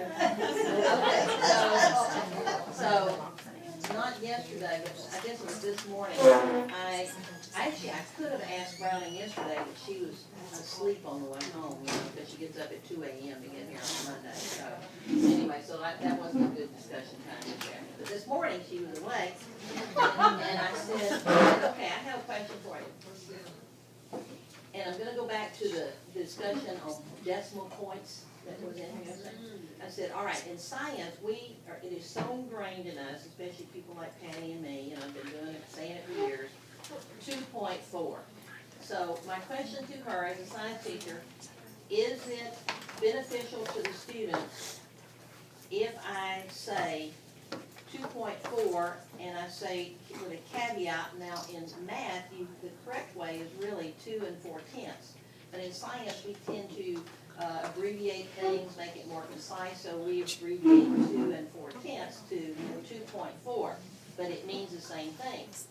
And she says yes, and I said, I don't remember the next step, but anyway, the question was, when do you have to say it every time you say point in science? And that sounds teacher said that. And she literally said, in grade 6 and 7, yes, you must. By grade 8, they might be able to get that transition, and then it's okay. But in the lower grade levels, you must constantly reinforce that idea. That's only if every time the science teacher says 2.4, they also say 2 and 4/10. You know, students, you know, so you say in math and in science we are lazy and we shorten. We tell our kids in our science, we're not always. But we're very good friends and we know we're just teaching. Well, because what happens is, and I'm gonna reinforce, sorry, Dr. West, Sandy on this one, is you get kids in the math class that say, oh, that's 2.4. No, it's not. In math, it's 2 and 4/10. You know, in Oh, math. I wasn't it's- disagreeing with her about Right. that, I was disagreeing about being lazy. Oh, definitely. That part. I have one instance where I run into the most trouble is with pi. Trying Okay, to- that's a different issue, a different level, so I wanna go To to say, but to the say next it. discussion that Dr. Browning and I had back in the back, when we were talking about the ages, diagrams that you were doing. Yeah, Patty had this up here, and which is older, which is younger, that kind of thing. So, can I borrow your picture? Yes, ma'am. Not much. So, oh, good, we can see it. She kept saying, and you know, I'm not good at geology like you are, Patty, but she kept saying this is younger. So I'm thinking, you know, that stuff was down under there before it went up. So maybe it's not really younger, it's really the same age, and I spent like 15 minutes staring at that, and trying to figure it out in my little pea brain. And finally I realized she wasn't talking about, or maybe she was, so then I had to come up here and talk to these ladies. But it's not really the age of the original rock. Is Alicia in here so she can't hear me screw this up? Okay, good. So really, she was talking about the actions. Yeah. The process. The process, and not the age of that molten stuff there. But then Alicia said that really it was talking about the age of the stuff, because once it goes up and hardens, it's like reborn and you re-age it again. No, when it's molten, it's 0 age. But when it hardens, you count the age starting over again. And so it's like reborn, right? So the age starts over again. So that kind of made a little sense to me. But literally, I missed half of what she said because I was sitting back there staring at that, trying to figure out that rock was just as old as those layers, and so why is it younger? But it was the process of all. And we have kids like that get stuck on a little idea, you know, so you have to constantly just informative assess But it. is that sloppy language on our part? Is the rock really younger in terms if you carbon dated it, for example?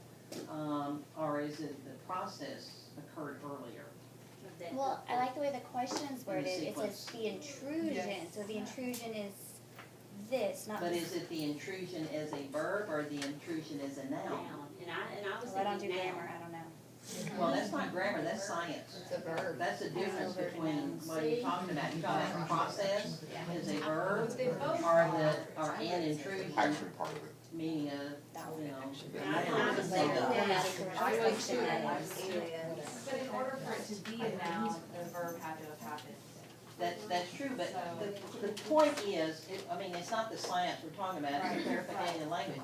If you've got someone who is well educated and as bright as Sandy is having trouble with this, what about your 13 and 14-year-olds who are trying to understand it? In fact, even Donna had a question, and I'll go back to this, because she was talking about his teaching and superposition. And she said, am I going to screw up students? No, she didn't quite say that. She said, am I going to mess up students' thinking if I teach about these other processes and mess up thinking about superposition?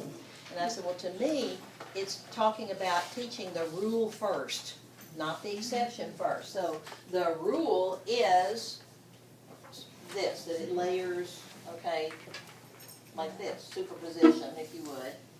Now, if you, it's not good usually to use humans with analogies in science because sometimes it messes it up.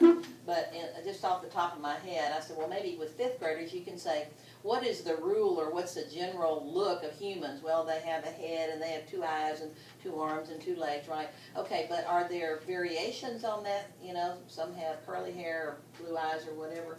So a variation on this is what it looks like unless something happens, and I could probably get a better analogy now that I'm thinking about it, but unless something happens that's, if you want to call it tectonic movement, that might happen, or what else, what other language? A fault, But I mean, in general, would it be called, I don't know, anyway, some kind of movement. I don't have the language right because I don't teach theology. But you see what I'm saying? So you're teaching this first and say this is generally how it happens. Now, this can happen, but later on something else can happen, like a fault occurring or I don't know. I think there's a better general term than that, but you see what I'm saying? So you teach the rule first, and you're not going to mess up their thinking if they clearly understand the rule, if you would. When we would teach this, what we would do was before even showing them that this was the earth, like the actions and parts of the earth's layers, we would give them because if you look at these pictures, this looks like abstract art. And so we would have them create shapes and then go back and say, which one did you draw first? How do you remember that one was first? Because it's underneath these other stripes that you drew. And so then when they understood the order, which looked exactly like these, and they had no idea they were making that, then when we showed them these, they were like, oh, well, that had to be first because it's underneath that other shape. And so they related it. Right, but that might be like what Margaret does with her clay, that you'd have different layers of clay that were horizontal like this, and then, you do these things like you squish them together, etc. first, and then you go, because that's the concrete. This is the pictorial. So this is second step. The hands-on stuff is the first step with your kids. I mean, we're kind of assuming that with you guys, and maybe that's wrong. Maybe when teacher training, we should not do that. Assume that you would make that cognitive leap. So could I ask Margaret how she does that? You use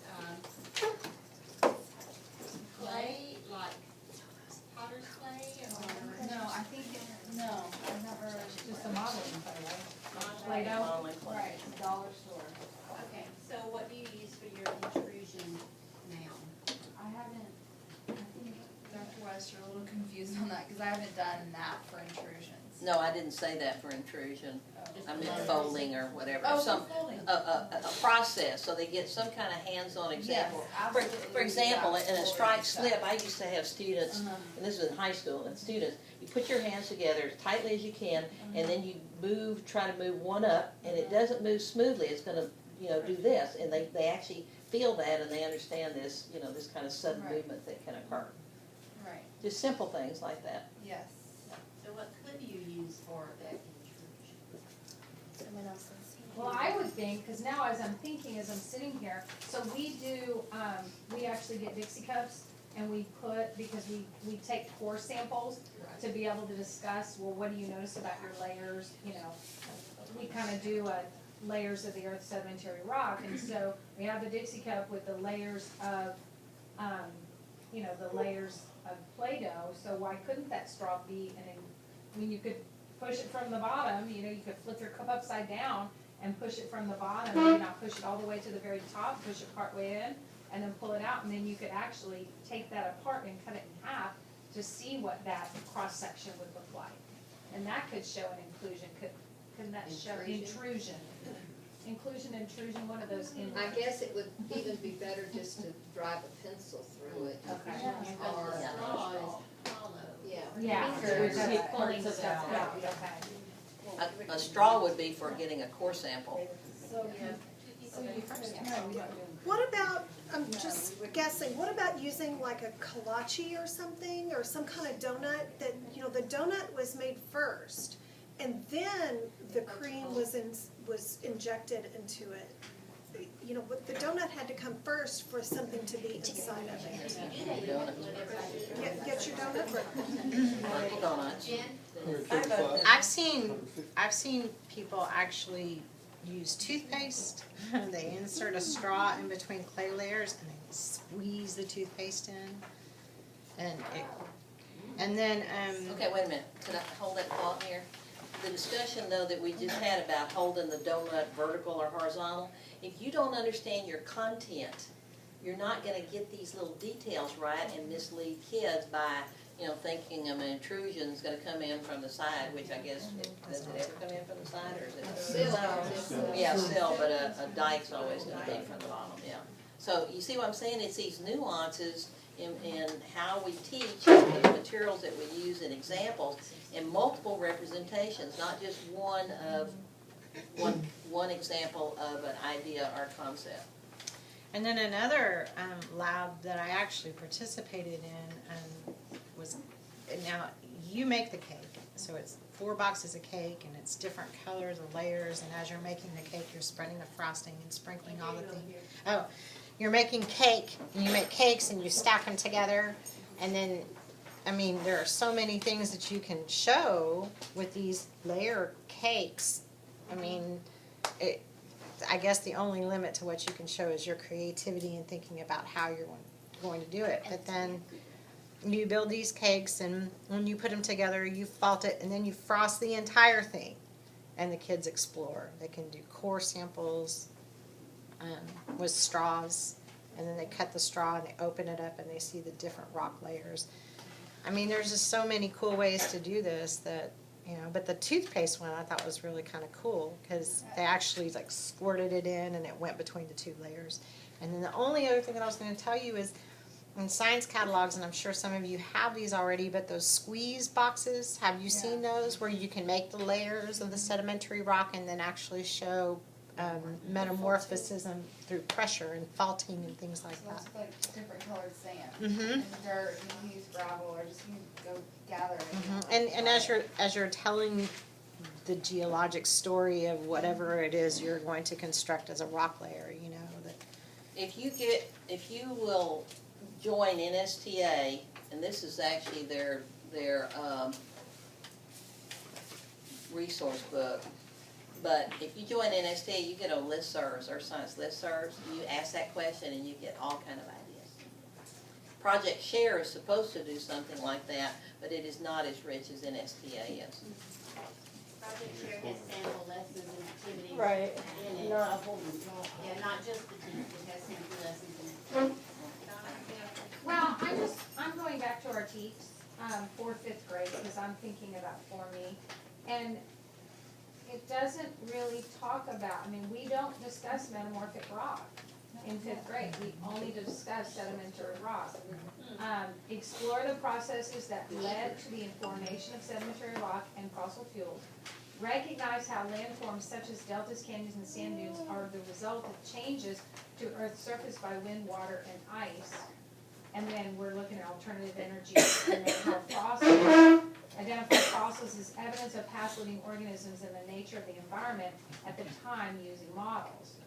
So I can see the law of superposition, but this really isn't discussing, I guess you could talk about your landforms, your dome, your dome mountain and your fault and that, but, we're not getting into those dikes and those sills and those.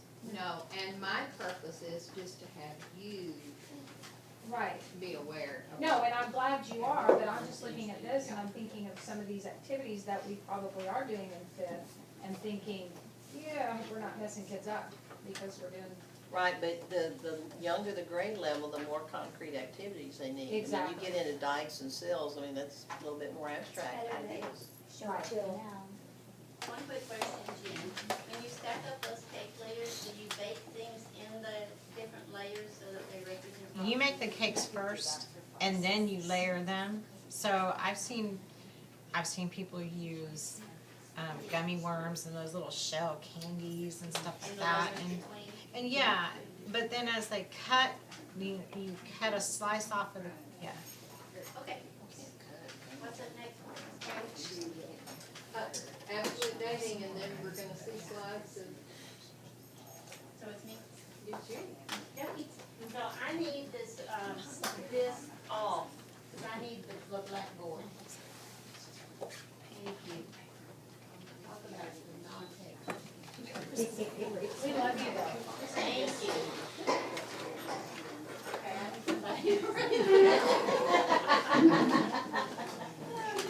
United States. Okay, this is what I have to deal with all week now.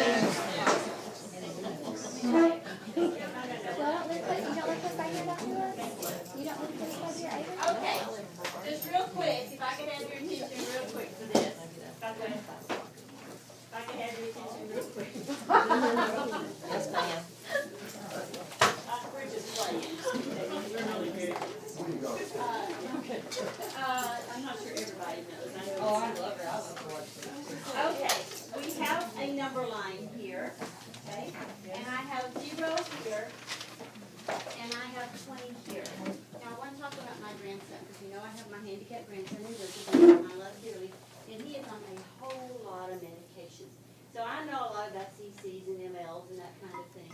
And when I talk to the doctor about his seizure meds, then we have to go through, you know, the weight and, you know, all of that to figure out the dosage, because medicine does not stay in your body forever. Your body is constantly, I have a little bit of apology, it's constantly clearing things out of your system. So one of the medications that he takes, you know, well, they all do, I guess, they have a half-life. What does that mean to have a half-life? And please raise your hand, because remember I'm old. Christine? Half of it's gone in a certain length of time.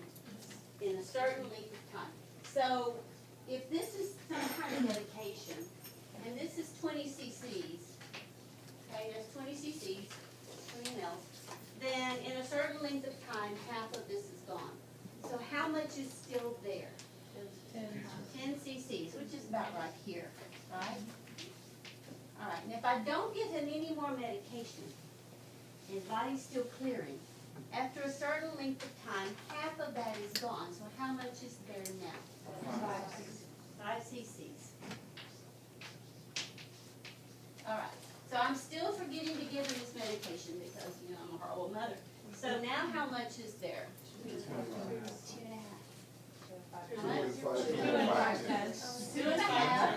2 and 5 tenths. Call the math teacher saying, I do it all the time too. It's a habit. So, okay, another time period goes by, how much is there? 1 in 2,500, and then the next time? 7,500, and the next time? It's not 75? 6125. 6125? Yes, ma'am. Okay, and then the next one? I'm just gonna start listing them. 3,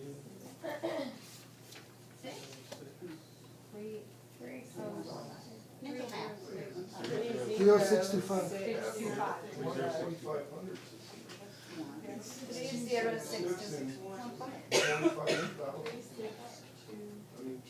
3065 10,000.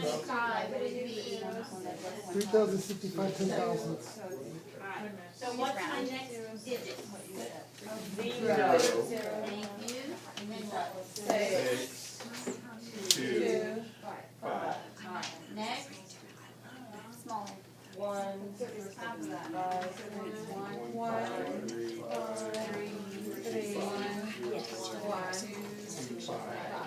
And it keeps going down, it keeps going down. Will it ever get completely out of his system? No. Why not? You can keep dividing something in half to infinity. Thank you very much. So it's going to approach 0, but never get to 0. Right now, so 0 is a limit. Okay, it's going to approach it and never get there. So that's not higher math that you can do. So if we were to graph this, okay, just a real quick little graph on first quadrant, because time and amount of medicine are both positives. So I've got time here, and this is really just a sketch. Okay, there's 20. That's not time, is it? So I've got 20 cc's here, and I've got the first time we administer that. Okay, so I'm going to put admins here. where would I place my point? And in this case, it is a point, it's a location in place. Where would I put my point? Right line and there, okay? So the next time is 10 cc's. Okay, so where would that point go? It's on that 2, right there. The next one is 3 and 5. 3, 5. The next one is 4 and 2.5. 2 and 5 tenths. Let's see. I'm gonna stop right here. What do you notice about this graph? It's approaching, but it will never touch. It's curved, not linear. It's going to, the time is gonna continue decreasing in a steady manner. But the distance from here to here vertically is going to be half as long each time.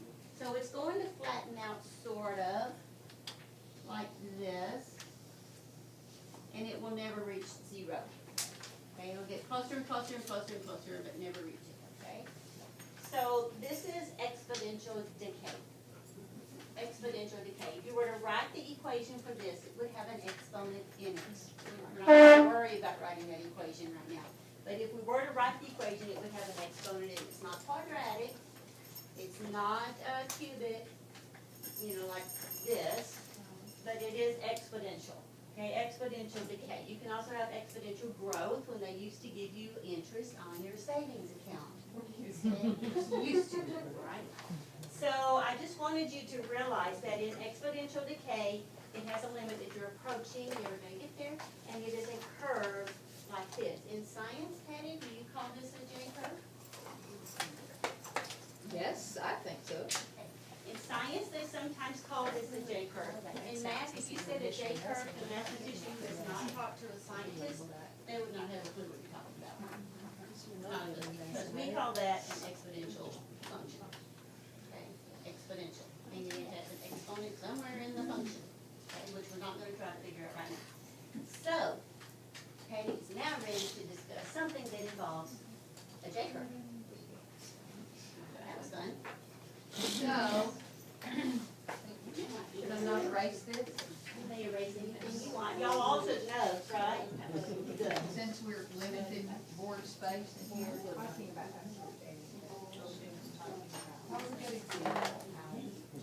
So,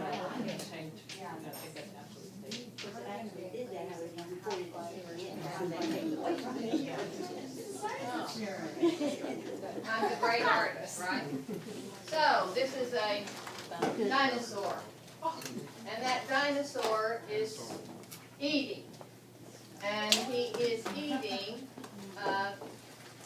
paying no, you know, it says he's just gonna eat, and he's going to be collecting within those hard parts some atoms of carbon-14, which is radioactive, and some atoms of carbon-12, which is not radioactive.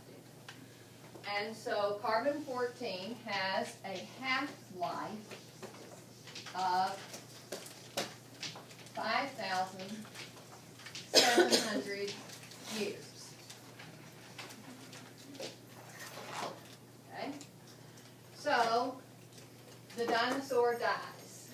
That means food supply stops.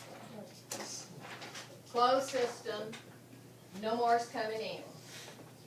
Carbon-14, I'm going to make a if here. Let's just say that when this dinosaur dies, there are 100 atoms of carbon-14 there. So 5,700 years go by, and someone finds that bone and radiometrically dates it. How many atoms of carbon-14 radioactive stuff will still be there? 50. The other 50 have changed into nitrogen, the end product of the radioactive decay of carbon. they do this by losing alpha and beta particles. Now that's a whole different ballgame, okay? All right, and so another 5,700 years go by. Somebody finds the bone, wants to know its age. What would be the results of the radioactive dating? 25 carbon 14 and 75. The ratio of carbon 14 to nitrogen is decreasing. Did I say that right? Yeah, 50 to 50 would be 1, so 25 to 75 would be 1 to 3.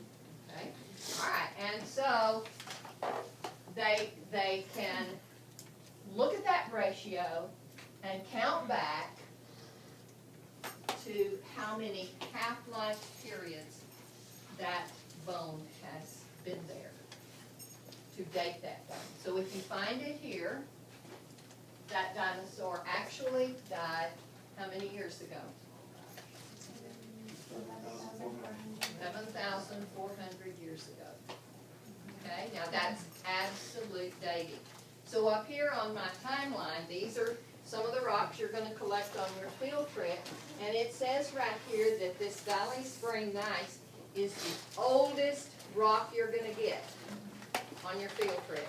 This is a metamorphic rock, and it says right here it is 1,150 million years old.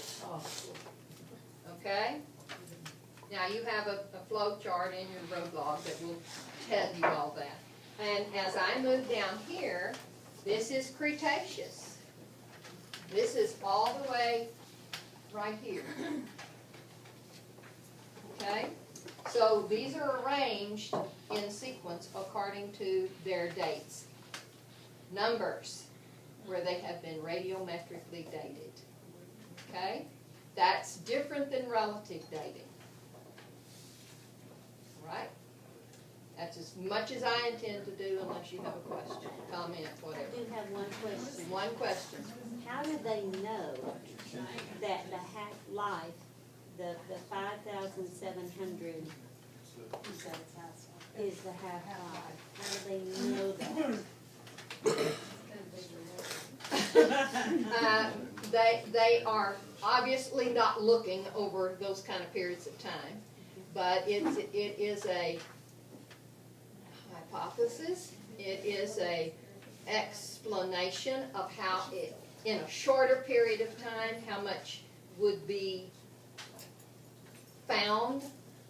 Then they can extend that out. Extrapolate it out. Yeah. Okay. I'll have to think about that.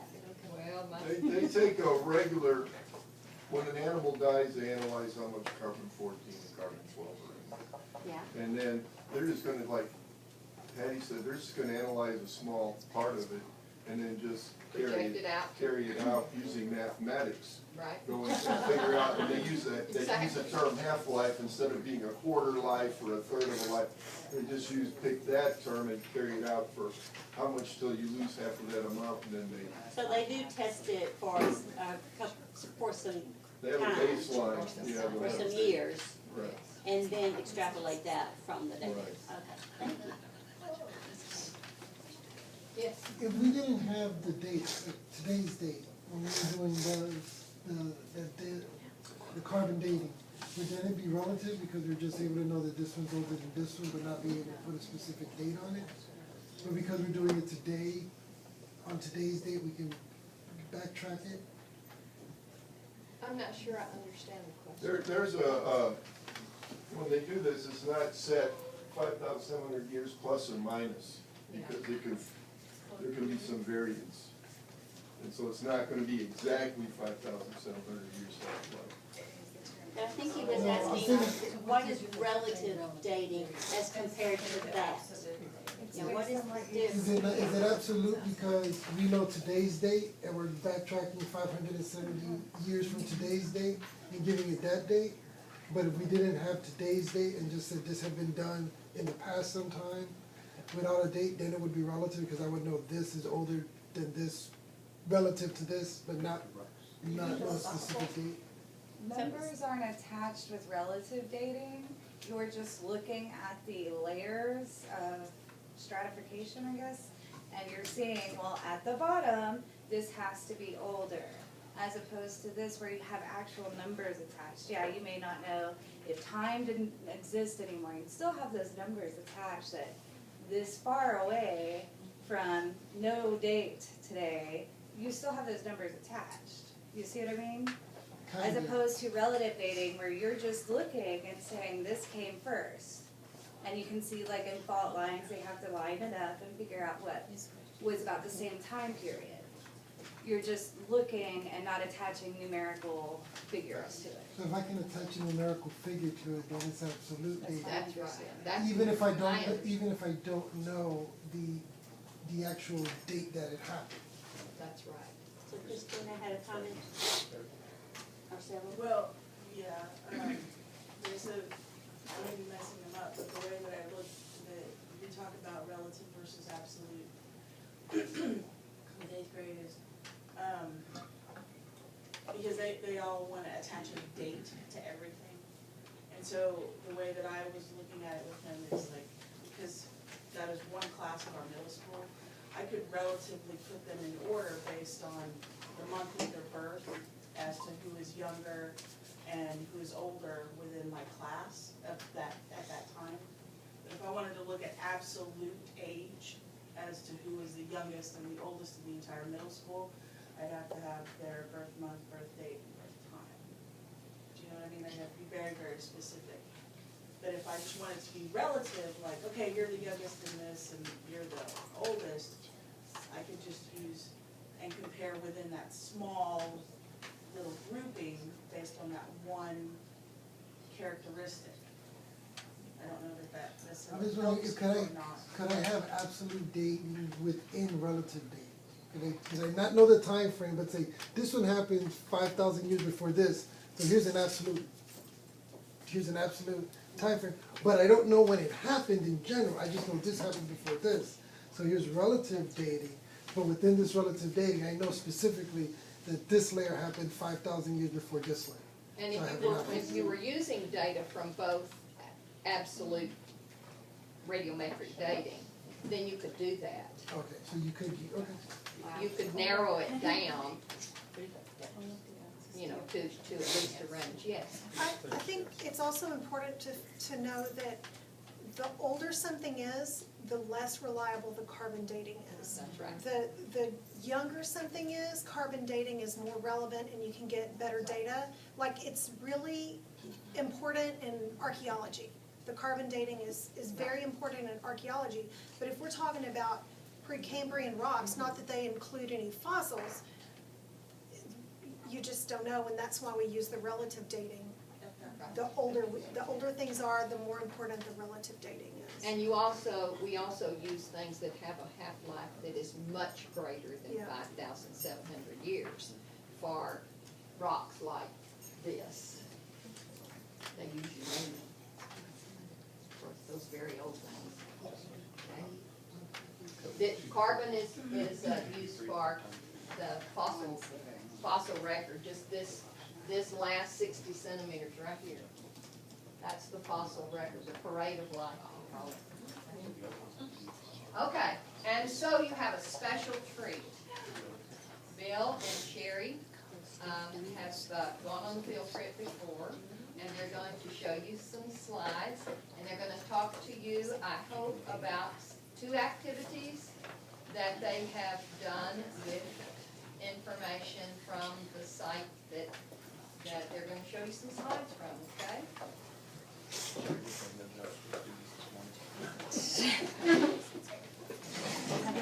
These pictures are just thrown together like you are saying the PowerPoint's not fancy.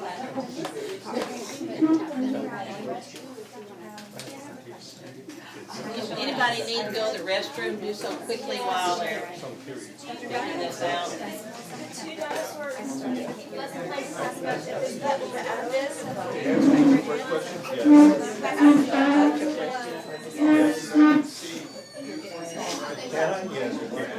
They haven't done that. It's okay. These are describing the sundays. I guess my bucket would fit too. That's all right. So you can't measure. Here, I'm just pulling out the $2 ones. Water hose. This you wouldn't want, you wouldn't put clean off because the weather service. We start with that, but that. Are y'all doing that now? That's why you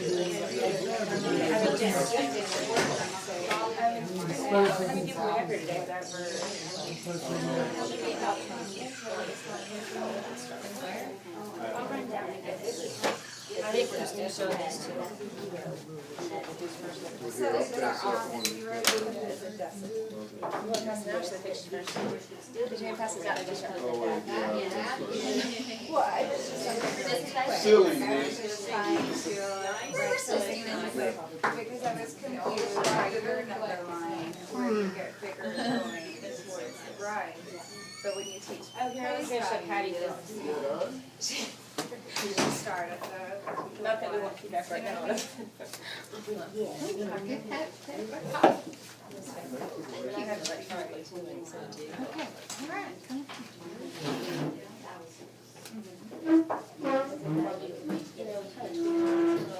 Now, you better be tweaking things, that's one of the rules, is nobody's allowed.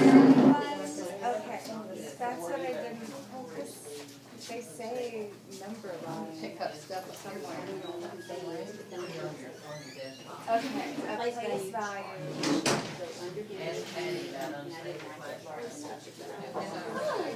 So I was saying you're putting. Start right pictures on that.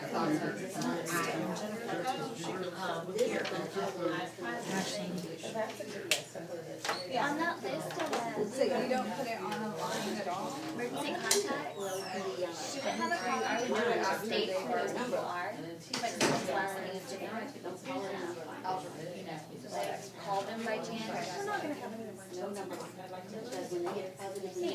When Friday, we always take our kids, and I usually take the whole school by myself, which is 30, but No, I pre-K understand. to 8. So how'd it go today? Like, oh, no one died. Because that's how it's presented. All made back in one piece. And all of us, like, No.